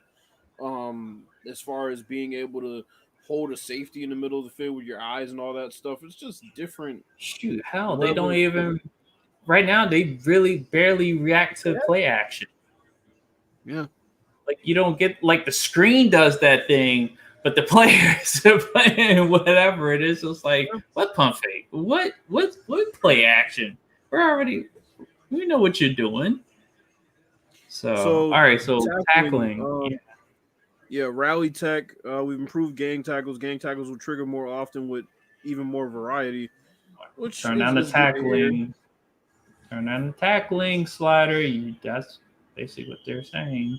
Now this is something that I don't know if they've said before, but we've also made improvements to tackle momentum. It is now much more realistic with direction, weight, and speed of the players involved taken into account for tackle selection and post-tackle follow-through. Post-tackle follow-through is something they've never talked about. Post-tackle follow-through is literally momentum. Which way is the running back's momentum carrying him? Is he a guy that falls forward? Or is he a guy that gets put on his back? It's funny because this is an NHL already. That's where you're able to manipulate how much size, how much speed. It's in NHL in that form, but how much size plays a factor in the hit and how much speed plays a factor in the hit. So, right. It seems like they're taking a little cue. They're finally taking cues from NHL on these things. Yeah. What else we got? Improved pass rush timing. I mean, I don't care about this, and I'll tell you why I don't care about this. Until they do a better job of syncing up the routes with the drop back of quarterbacks, I don't care anything about the pass rush being timed up because it's just an unfair advantage for the pass rush. See, and that goes into now the receivers running more fluid type of routes, not so much stiff and perfect right angles unless they get chucked at the line or they run into a linebacker who kind of passes them off. With those type of routes now possibly coming to fruition, then a lot of these 3-step, 5-step, 7-step dropbacks should play out a lot better. But I feel like the animation sequences for these needs to be way better. I know they've improved the one where you can just take the 1 step and deliver. They've improved that with the QB arm speed and the animation there. But the rest, and then what about with shotguns? Because you have certain instances in shotguns, you take I think at the most it's a 5-step drop, unless I haven't seen a play where a quarterback from the shotgun has taken a 7-step drop after getting it. So at the most a 5-step drop from the shotgun. Unless there's some clown online. Oh yeah, that's different. I'm talking about, obviously you know what I'm talking about. No. So it's nobody cares about the Wilden times. So that's it for this article. Yeah, because the blazing load times, that's the console generation doing that. That's the SSD. I have a PC that has fast loading times right now, so that throwing that in there was a waste of time. Any game that throws that in there, it's a waste of time. It's a product. Motherfucker, that ain't you. All right, what I missed? Nothing. The last 3. Tackling. Yeah, we already talked about tackling earlier. Fast and loading times. Okay. That ain't got nothing to do with gameplay. Right. And nothing to do with the game. Right. Improved pass rush timing. What? Yeah. That. Exactly. What was wrong? There's nothing wrong with the pass rush in 21. Honestly, I like it a lot. Well, Bill said it best. If they can't sync the QB drop with the routes being ran, then that pass rush time is not going to matter. What if it makes it worse? Okay, I ain't got nothing else. So can't wait to get started. Don't forget, Madden 21 is available on December 4th with dual entitlement. Buy now, get next gen Madden 21 free. Upgrade to PS5 or Xbox X or S for free. Carry your MUT franchise mode and guard progress. Now, can we bring up state of franchise sports comment? Is that shotgun is presumed automatic 5-step, 7-step is just 2 more steps back. No, we're basically saying the same thing. So basically, from the shotgun, it is automatic 5-step drop. But I'm talking about I've seen plays where the quarterback, and I'm talking about in real games, have taken from the shotgun another 3 to 5 at the Right. most on top Right. of that. So Right. from what you're saying, that would literally become a 8 to an 8 to 10 step drop back if they were under the center when they did. I mean, the issue is you can't even run your offense out of single back because timing routes mean nothing. Mm-hmm. You can't lead receivers the way you probably should be able to lead receivers, which means timing routes don't mean anything. The routes aren't synced up with the drop back, so single back is useless because 9 out of 10 times you're gonna get sacked in single back, or any snap you take under center. You can't throw out of fucking I formation. You can't throw out of strong formation. You can't. And You then just can't. And then here's the thing. What I felt they went wrong, just going overall gameplay, is hurry up offense. The fact that to me, the way they did this faster to fun campaign, walking up to the line of scrimmage, cutting that part out of the game. So when you go hurry up, you're instantly I feel like if they can't revert that back, because you can't just instantaneously be at the line and hurry up. You're basically finishing off a play and you call hurry up. You're running to that spot to call the next play. And there's time in between where the defense and the offense is able to call whatever play they think they can call off before the offense snaps the ball in that hurry up situation. They literally cut time away, and they also subtract game time out of it too. So I'm like, they need to address that if that's still an issue. Like I said, I haven't played Madden 21 since the beta. So right. Anything else you got? I think at the end of the day, I guess we can give some quick final thoughts before we get into a couple other topics. I think a lot of people say it didn't wow them. I wasn't expecting for it to wow me. I mean, I know what I'm getting into in Madden. I kind of figured that out like after Madden 19. I was like, all right, I'm gonna play it. I'll take it for what it is. If it's some bullshit, I won't play it, but I'll at least give it a shot. And for the most part, I think you can get a decent game of football out of the last 2 games. I think 21, this current next gen is coming up. I think it's gonna be the same thing. Just a little step above what we had, what we got now on current gen. Is that acceptable? Hey, I mean, that's up to you. Personally, I don't think it is, because it should be something way beyond what it is. It's one of the franchises lacking behind.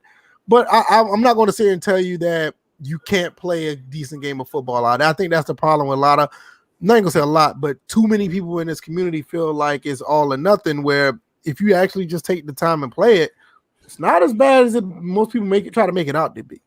So I think I'm somewhat satisfied with what I've seen overall. That's what happens when you got people in the community who just wait on this info from Madden, and if Madden didn't exist, they wouldn't have any content.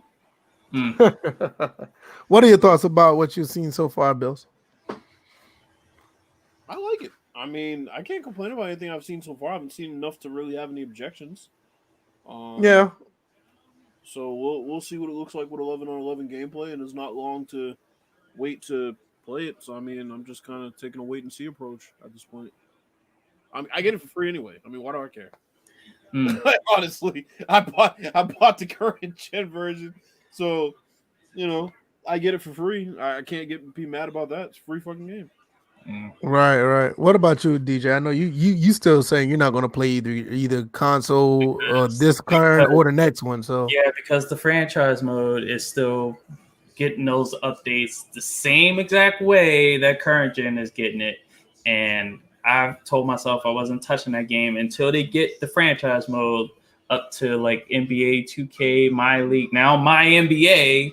See, that's another thing. 2K, but okay. But I feel like overall, a lot of those updates could have been done current gen. So I wasn't expecting to be wild. I just needed information. So I have information. I would definitely like to see like uninterrupted gameplay, and that Yeah, will me happen. too. That will happen. Probably somebody will start leaking out footage, something of that nature. Like, but December 4th is what, 2 weeks away? About 2.5 weeks, yeah. About 2 weeks away. And we'll see from there. I know right now people can play current gen on PS5 and Series X. So enjoy the current gen version of it until that time. That shit. And then on top of that, people who bought the current gen version and will get a free upgrade, be lucky, because they did announce that if you get it on PS5 Series X, it's now $70. So Wait, what? Yeah, they announced that. If you buy a new copy of the game now, it's $70. It is $70. And let me give you the link to that. I'm over here on PC, man. I'm good on that. I will not. Assassin's Creed did the same shit. Well, I mean, they tried to tell people that these $70 games was coming. I mean, 2K backed up. I can't be mad. We already talked about this on the podcast. Yeah, 2K played their hand and they showed their hand and people got mad and they backed off. But everybody else be like, "Yo, we're gonna do it regardless." They kind of set the stage. I feel like with Madden, it's not justified. This clearly is not justified. But if that's their right to do. They're doing it. They're taking advantage of every other game starting to do it. So I don't think this particular game is. You didn't even. I don't think it's worth it. Current gen was worth $60. Yeah, I don't think this particular game. Now, if you want to do it for a new title, like say like Godfall coming out, because that's a brand new IP, they put that $70. I can see why they did it because it's a new game. I don't agree with it, but I can see why. But you got a game that's basically out now, and clearly we already know that. I don't think it's worth $70. I don't even think it's worth $60. And you do that. Same thing with 2K. I didn't think 2K should have been a $70 game. Yeah, Valhalla, like I said, I can see like these legitimately new games like Assassin's Creed Valhalla. I can see that. Or these other games that came out, I wouldn't even say Miles Morales because that's a half of a game. But like say if it was a brand new IP or a brand new Spider-Man that came out for this console, I could see them doing it, but not just for the old ones. No, I think the main thing is that there's nothing next gen about the information we got, and that's what I've been saying about a lot of these about this launch in general.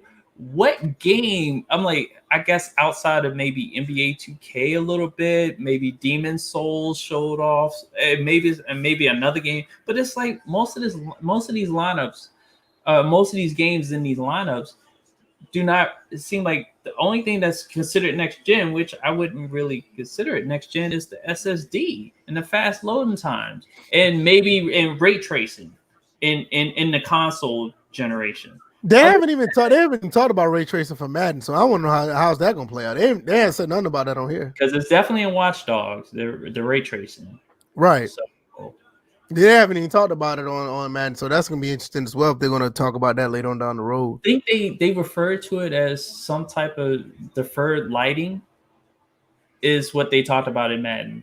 Like so the players look different. It's virtually the same player models. Minus and Mia Bills, we talked about this. I kind of at first I was like, no, those are mostly the same player models, but there's certain Bills corrected me on this one. It pretty much is like there's certain players that have the certain body types, and with the running styles that are in there, you gotta have the body types to be able to match them. So, but the deferred lighting, they talked about the transitions in the 1 o'clock to 4 o'clock to 6:30. The standard times, they 8:30. Come on, the games. Yeah, the time of day. Yeah, see, they used to do that in on the PS2, man. So hopefully they bring that back. That's pretty dope. Don't get me wrong. This is good. All this is good. It's just that in order to, and I'm flipping the script here, and I'm thinking about the business side of it. They need all this to justify them announcing that this game brand new. If you didn't get the current gen, it's $70, and Right. it's not because we've had stuff like this in current gen for quite some time. Live 10 had the next gen stats already there just to do tendencies, and it was great. So yeah. You're right. You're exactly right. Bills, what you got on this this pick and roll? You got an update on us on that? Oh, I worked long and hard to fix this fucking pick and roll. spent more hours on it than Czar. Yo, by far, in one day. Why y'all talking about this? I'm gonna You go ahead gotta and put I'm the game down to rookie. That's why y'all doing? I'm gonna go back. I'm gonna pull up the where is it? Oh, keep going. I'm gonna pull up the trailer for Madden so we can go just look at it while we're talking. yeah. You gotta put the game down to rookie, and then at that point, it's like just tinkering with certain numbers for the help defense and tinkering with certain numbers for the defensive awareness and tinkering with certain numbers for the on-ball defense. It's a lot. Let me bring up my fucking like. I can't tell you how frustrated because the thing is when you put the game down to rookie, you know how it's fucking rookie. Okay, it's easy to score even with the pick and roll playing correctly, unless you completely make the sliders lopsided to the computer side. I held the Bulls. I was using the Lakers, granted, but still. I held the Bulls to 37 points in the first half, 12-minute quarters. And they shouldn't even scored that. The second quarter, the second half, they scored 2 points in the third quarter. So, like, rookie is not the move. But I mean, it's the only way to fix the pick and roll. So let me bring up my damn game here. Give y'all some exact numbers for this. Real quick, while you do that, do you see that on the screen? Yep. Oh yeah, I forgot. There was another thing they talked about. No, I'm just saying. I want to know. Do y'all see what I see on the screen right here? Like the way he's holding the ball. right. Yeah, This is my first time noticing that. See, I see but different leg position for the running. He already doesn't look hunched over like he used to be. That's why I said it's a run animation. Yeah, all they did was. Oh, you know what's funny? Oh, there's a match. Is this Czar? No. Oh, but check this out. I just realized. What else do you see? Well, this is what I realized about when Bills was talking about the he's not running hunched over. NHL has a slider for this too. When you create a player, you can put together their skating style. You can be in a hunched position. You could be more upright. This is what they basically did, and you could probably, if they would unlock that feature, you could probably have like people creating custom running styles for a lot of players. So this what else do you see here? I see the chain gang. But they were in it. They're not encouraging, are they? I thought they were. It was just the sticks that were there. I don't think. I don't remember seeing. None of them was there encouraging. I don't think none of them were there. No, I don't remember the sticks being there. Well, real quick. So I know y'all gonna have to rewind this, but body up sensitivity you gotta have to put up to 100. Okay. Help defense you gotta put down to 35. And I'm talking exactly 35. Not a single point higher, not a single point lower. Don't ask why. This is how the game works. On-ball defense at 1. Don't ask why. This is how the game works. Defensive awareness at 1. Once again, don't ask why. This is how the game works. Don't ask. Just play it. Defensive consistency 35. Okay. Okay. Then you get down to plays passing lane that is 0.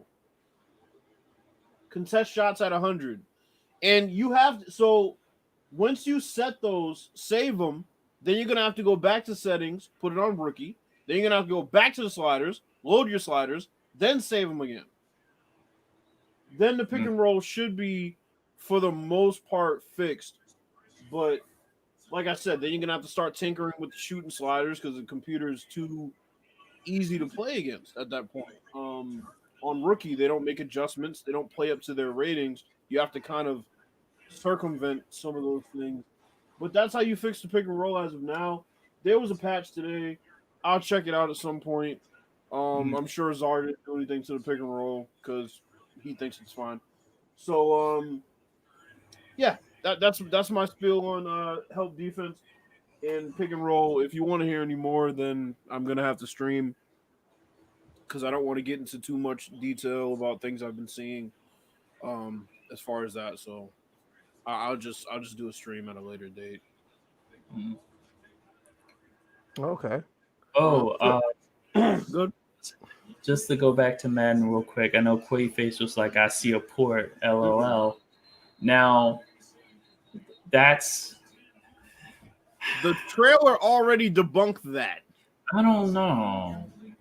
Come on. I don't see it. We already talked about for a little bit that they have an animation suite that we don't see all the animations. So if they've had certain animations within their suite that don't trigger at certain points.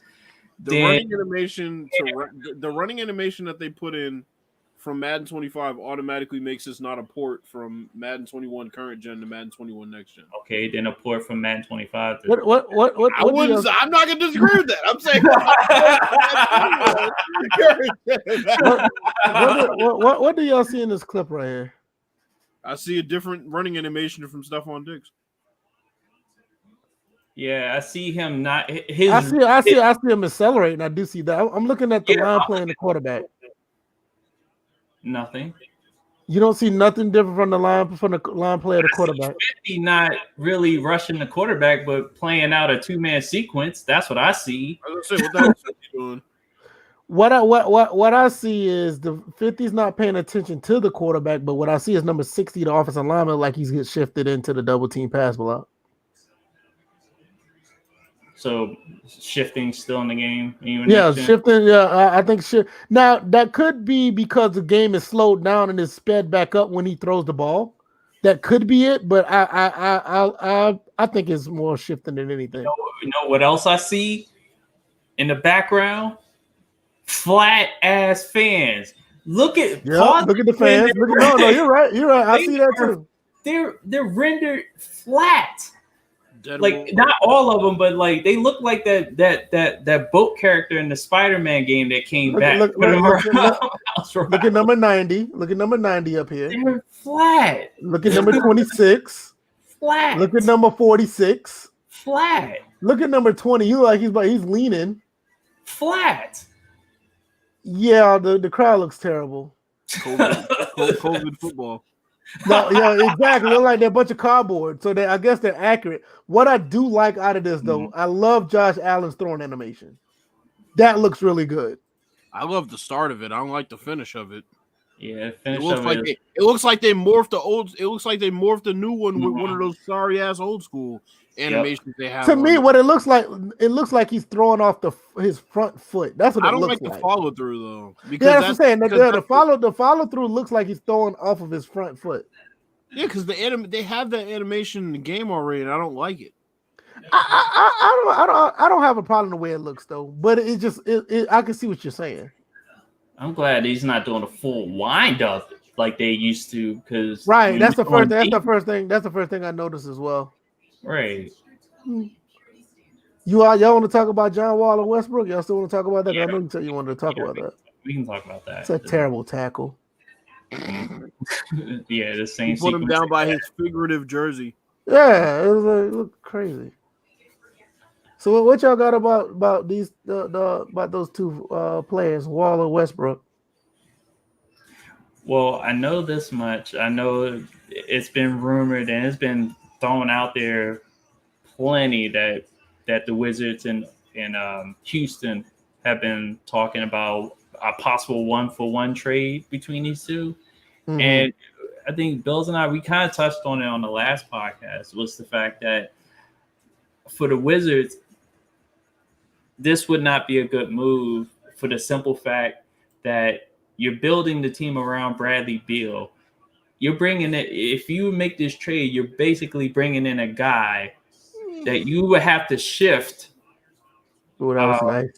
You would have to shift who you're building around, because then it's like, okay, Beal's supporting Westbrook versus it was supposed to be Beal's team. So you will want somebody that will be able to support Beal. Who's been his number one supporter throughout the time he's been injured? John Wall. So for me, it's like you keep John Wall there, and he's there, and he already knows that he's gonna be like the secondary scorer. He definitely knows that, hey, I don't have to carry the team like I was trying to do while Beal was developing. Because remember, Beal was the one that was injured early in his career, and is now built into the player that he is now. I know there was a stat that I took off somebody's Twitter thread that didn't make any sense as far as justifying a trade happening or not, but I know Bills has more to say about it, so let him go.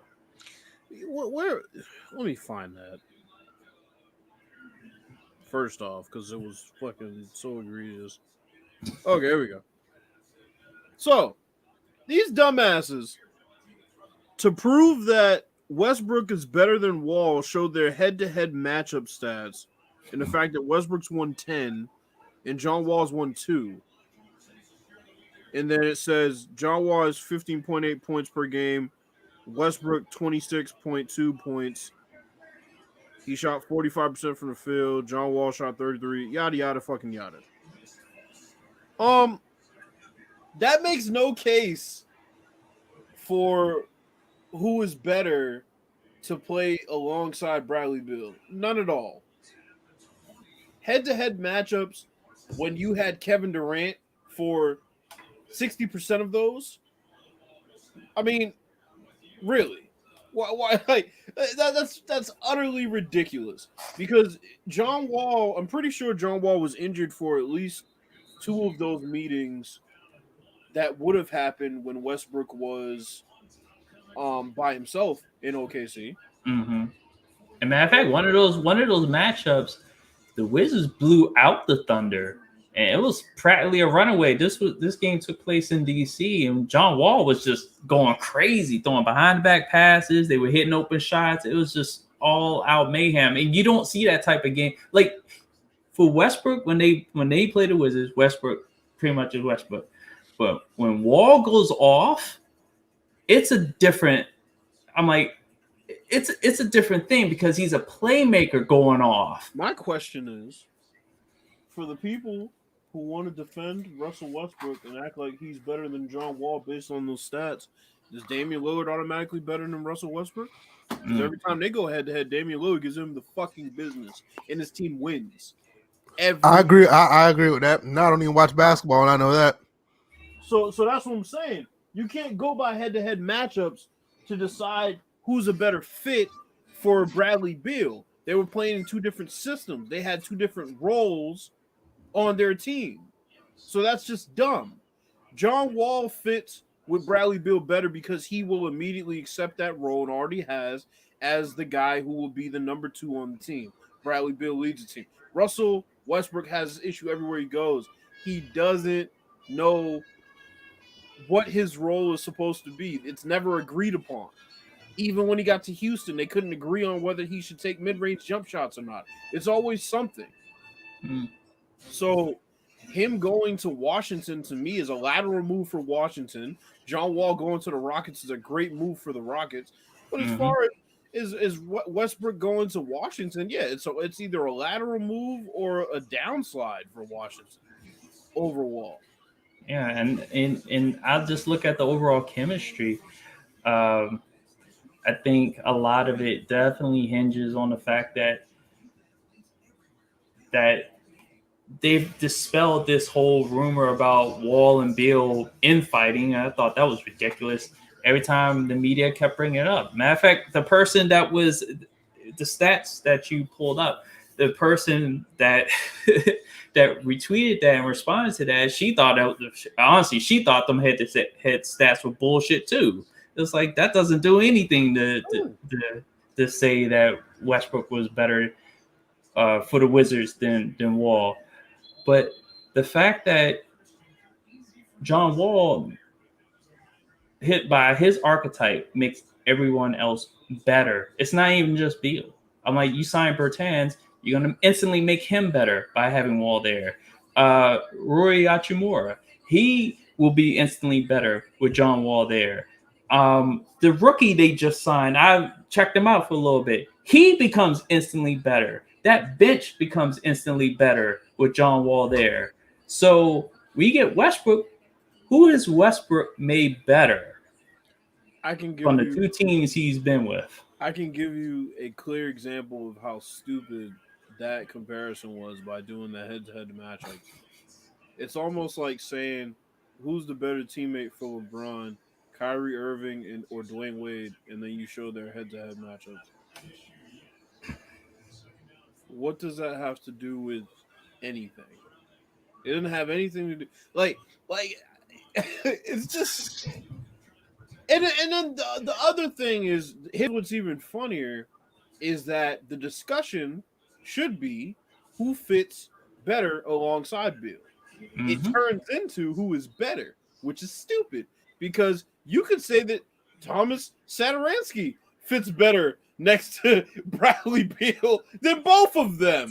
If we're really good at it's not about who's better. It's about who fits next to Bradley Beal better for the betterment of the team. Russell Westbrook does not do that. Now, the only thing that Westbrook would have the advantage is who's coaching, and that's Scotty Brooks. That's it. All right. So then that hurts Bradley Beal. Yeah. So, yeah. And that GM is not out here. From what I've heard of him when he speaks, and thank God it's not Ernie Grunfeld. That dude was a stooge. He sucked. He pretty much put us in salary cap hell with all the signings that we had throughout the years while he was the GM. But he's not going to do it. This current GM, he's not going to do anything to hurt the team. So even with these draft picks, the fact that I forgot the dude's name, our 9th pick is being considered a steal in the draft. I've never heard that described from anybody the Wizards have picked ever. So I can't wait to see what this rookie is all about, what he's going to do. Like I said, I've seen a couple of his highlight reels, and read his strengths and weaknesses. I feel like we got something with this cat, and the 2nd round pick, depth. So we did it okay. But yeah, Wall's better for Beal than Westbrook overall. Right. Yeah, I can agree with that as well. It's really not close. I don't know how that turned into a fucking. Well, shoot, there have been trade rumors for Beal for quite some time. Miami keeps popping up. Everybody keeps force feeding this whole thing, like, oh, Miami's gonna get Beal in a trade, and our GM came out and was like, no, Beal's not going anywhere unless he wants to go anywhere. So, and Beal already said, I want to win a championship here. We've seen that before, but, and he eventually fulfilled his promise, but LeBron said that before. Then he left for Miami, won a championship. Then came back to Cleveland and won a championship. So he fulfilled his promise. It just took a. So anything else y'all got? I don't have anything else. Just covered everything that we said we was going to cover. Oh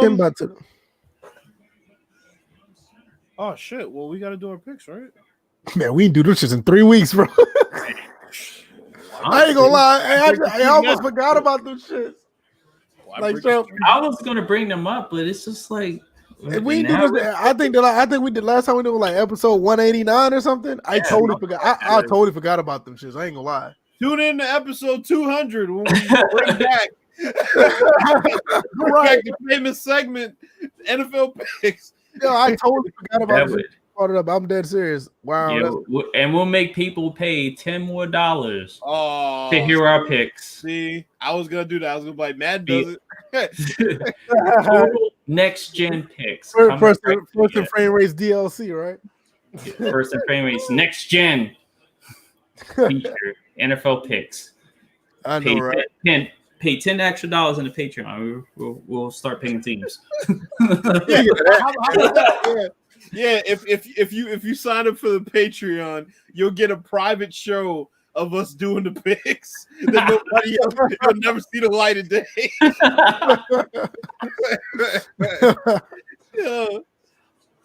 I might have to make that a tier. Oh, NFL picks, $15 a month. Yo, motherfuckers would turn on us like crazy. Them stealing bitches. Right. Like, stealing. Y'all gave us y'all money. I'm about to say, greedy ass motherfuckers. It used to be free. But shout out to everybody who do support us on Patreon. You guys are the greatest. If you haven't already, you guys don't know anything about it, just take the link in the description, click it if it's something that you like to be interested in. I mean, just go take a look. It won't hurt. Also, we got all the other stuff down there. That's random. Where's Pooh at with his I don't know. I thought he was here earlier, wasn't he? He was in your stream yesterday. Yeah, I thought he was here earlier. No, he wasn't. Pizza eating ass. Oh, wow. Framerates OnlyFans, though? No, we're not doing that. I'm good on that. I know. Please don't use this name for OnlyFans. We're good. I'm good on that. I want Vince to release us because of our OnlyFans. Yo, OnlyFans page gonna have DJ open up his PS5.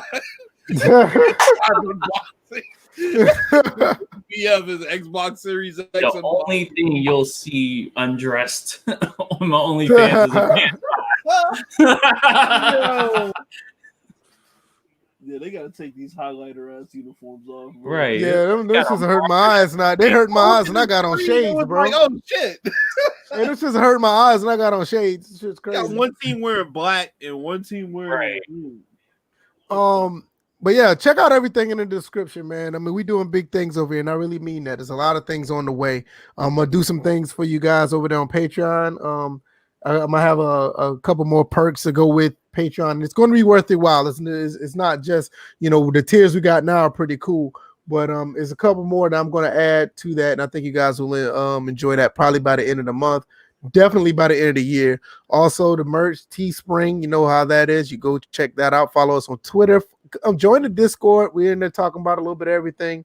And also, if you want to listen to us outside of YouTube, you can go ahead and catch us on the Google Podcasts, iTunes, SoundCloud, and Spotify.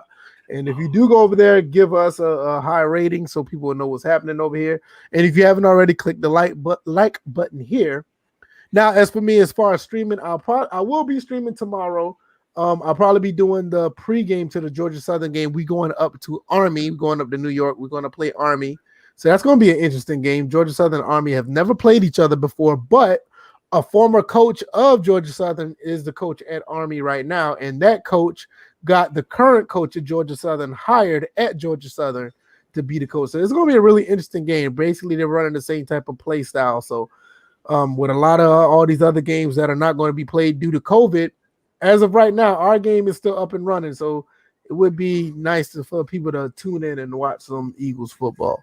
So I'll be doing that, and I may stream some games or whatever. I don't know what game I'm going to stream, but that will be over on the Twitch channel, which you can go catch that. Follow me there. Is VF Baller. That's the channel. So that's it for me. I'm gonna let these guys do their outros, and we're gonna call it a day. Bills, what you got?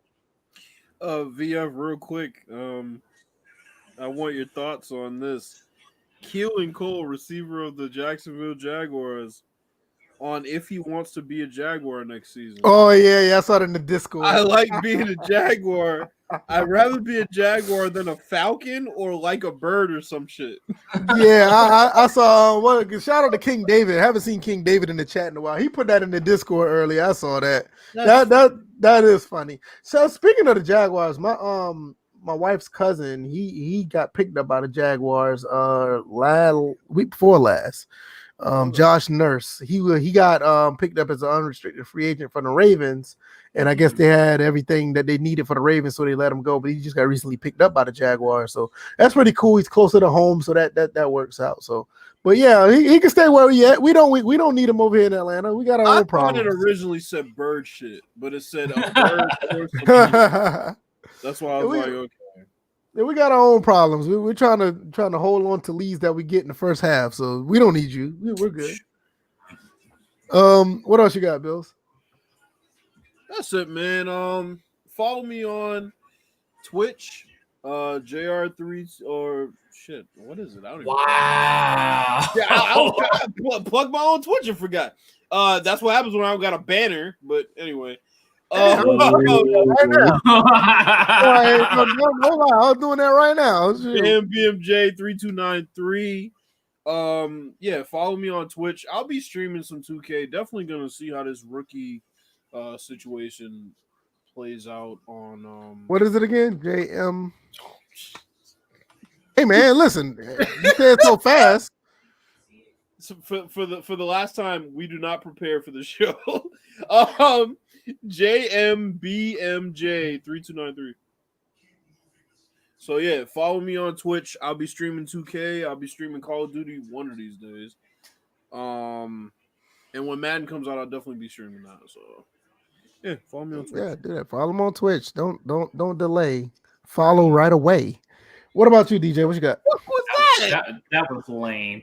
It was. Anyway, yeah, very lame. Car salesman shit was that? Hey, don't delay. Follow him on Twitch right away. Don't be lame like VF. Okay, anyway. Don't All be right, lame so like the Madden game. Don't be a port. Don't be a port to society. But anyway, all right. So I didn't do a what the fuck just happened episode this past week. Basically I was just taking a week off from Twitter. But anyway, you can follow me on there. I'll be back next week with an actual episode 9. I think the original plan yesterday was supposed to be gameplay related, but I was just like, nobody wants to see No Man's Sky. So I did. Shit, we could have played. We could have teamed up. Hey, listen, let me tell you, man. When you do the gameplay streams, man, it's not the game; it's your personality, man. You got to bring your personality to it. People watch the game if you have something to say along while you're playing. So what you trying to say, VF? Because what I'm saying is, I made Gran Turismo Sport actually entertaining. That's all I'm saying. Not saying you're not entertaining. I'm just saying, the reason you made it entertaining was because you were cussing out the computer when you started. That shit was funny. Nah, hey man, them motherfuckers are competitive as shit. I couldn't get around some of them cars, bro. He's like, wait, this motherfucker here driving reckless as shit. This man drives trucks for a living. Oh, but anyway, No Man's Sky is like a chill game. It's a niche type game. I wouldn't expect a larger crowd for that. That would be like 1 or 2 people. But I'm going back to the traditional, podcast format. So episode 9 would be back next week. Hopefully I'll have some topics ready for you guys, because I think that was also another thing. I didn't have topics. So if VF would be ready for the banner, you can follow me over on Twitch at EVO325. You can follow me on Twitter, DJ81, even though it's contained within the banner, so you don't have to do anything. Just like Bill's was in his banner. You can follow him over there. Well, actually, no, his JMBJ username is on Twitter. You can follow him there too. You can follow VF Baller on Twitter there as well, and you can follow VF Baller, same name, also on Twitch. So, I did everybody's. And I'm gonna say it again. Don't delay. Follow DJ81 right away. Oh, That and that follow was the even guard. better. And follow the guard. No. We're not doing that. We're not doing that. We're not following him. No, yeah. Wait, Follow the guard and tell his bitch ass to fix it. You ain't got to follow him. Just Yeah, tweet I was like, you ain't gotta follow him. Goddamn pick and roll. PNR is turned. That The bot NBA 2K21 PNR is PISS. Shit. But don't follow Czar unless you plan on getting hit by a car. But follow the czar, you won't get very far. That's what it is. Shit. That's a good one. I don't have anything else, man. We'll be back on Tuesday. Like I said, we all gonna be streaming. I'll be streaming tomorrow. I would stream, like I said, the Georgia Southern pregame on Saturday, but I have to work. That game is at 1:30. What are you streaming tomorrow? I don't know yet, man. I might try to finish up something in my backlog. I may stream either Gears 2, because I do need to finish that game. I need to finish Gears 2, or I might do some more driving. I don't know yet. The Last of Us 2? I do need to finish that, but I'm not going to do that tomorrow because I know I'm not going to stay up long enough to do so. Like that probably be like a Saturday night because I don't work on Sundays. Actually, here's a better idea. When you secure the PS5, whenever that is, that's when you finish Last of Us 2. You'll be having a better experience. So is there hold on before we go, is there any update on the performance of that game on a PS5? Because I've seen nobody talk about that yet. Oh, that's what's anticipated. Yeah, because I know, all the other games got an upgrade, all the other games that are PS4 got an upgrade, not necessarily upgrade, just got a performance boost. But nobody's talked about The Last of Us 2 because that game is 1440p 30. I expect it to be at least 60. That'd be interesting to find out. I wonder if somebody did it on YouTube yet. Well, we'll find out. All right, but that will be a game I would do later on that I have more time to do because I don't want to do that and play for an hour. That would suck. But definitely do that because I need to finish that game because I have some backlog I need to finish. So we'll see you guys then on Tuesday. You guys be good, be safe, wear a mask, don't scare people. Wear a mask, wash your ass. Yeah, there you go. All right, y'all. We're out. Y'all be safe. Y'all be easy.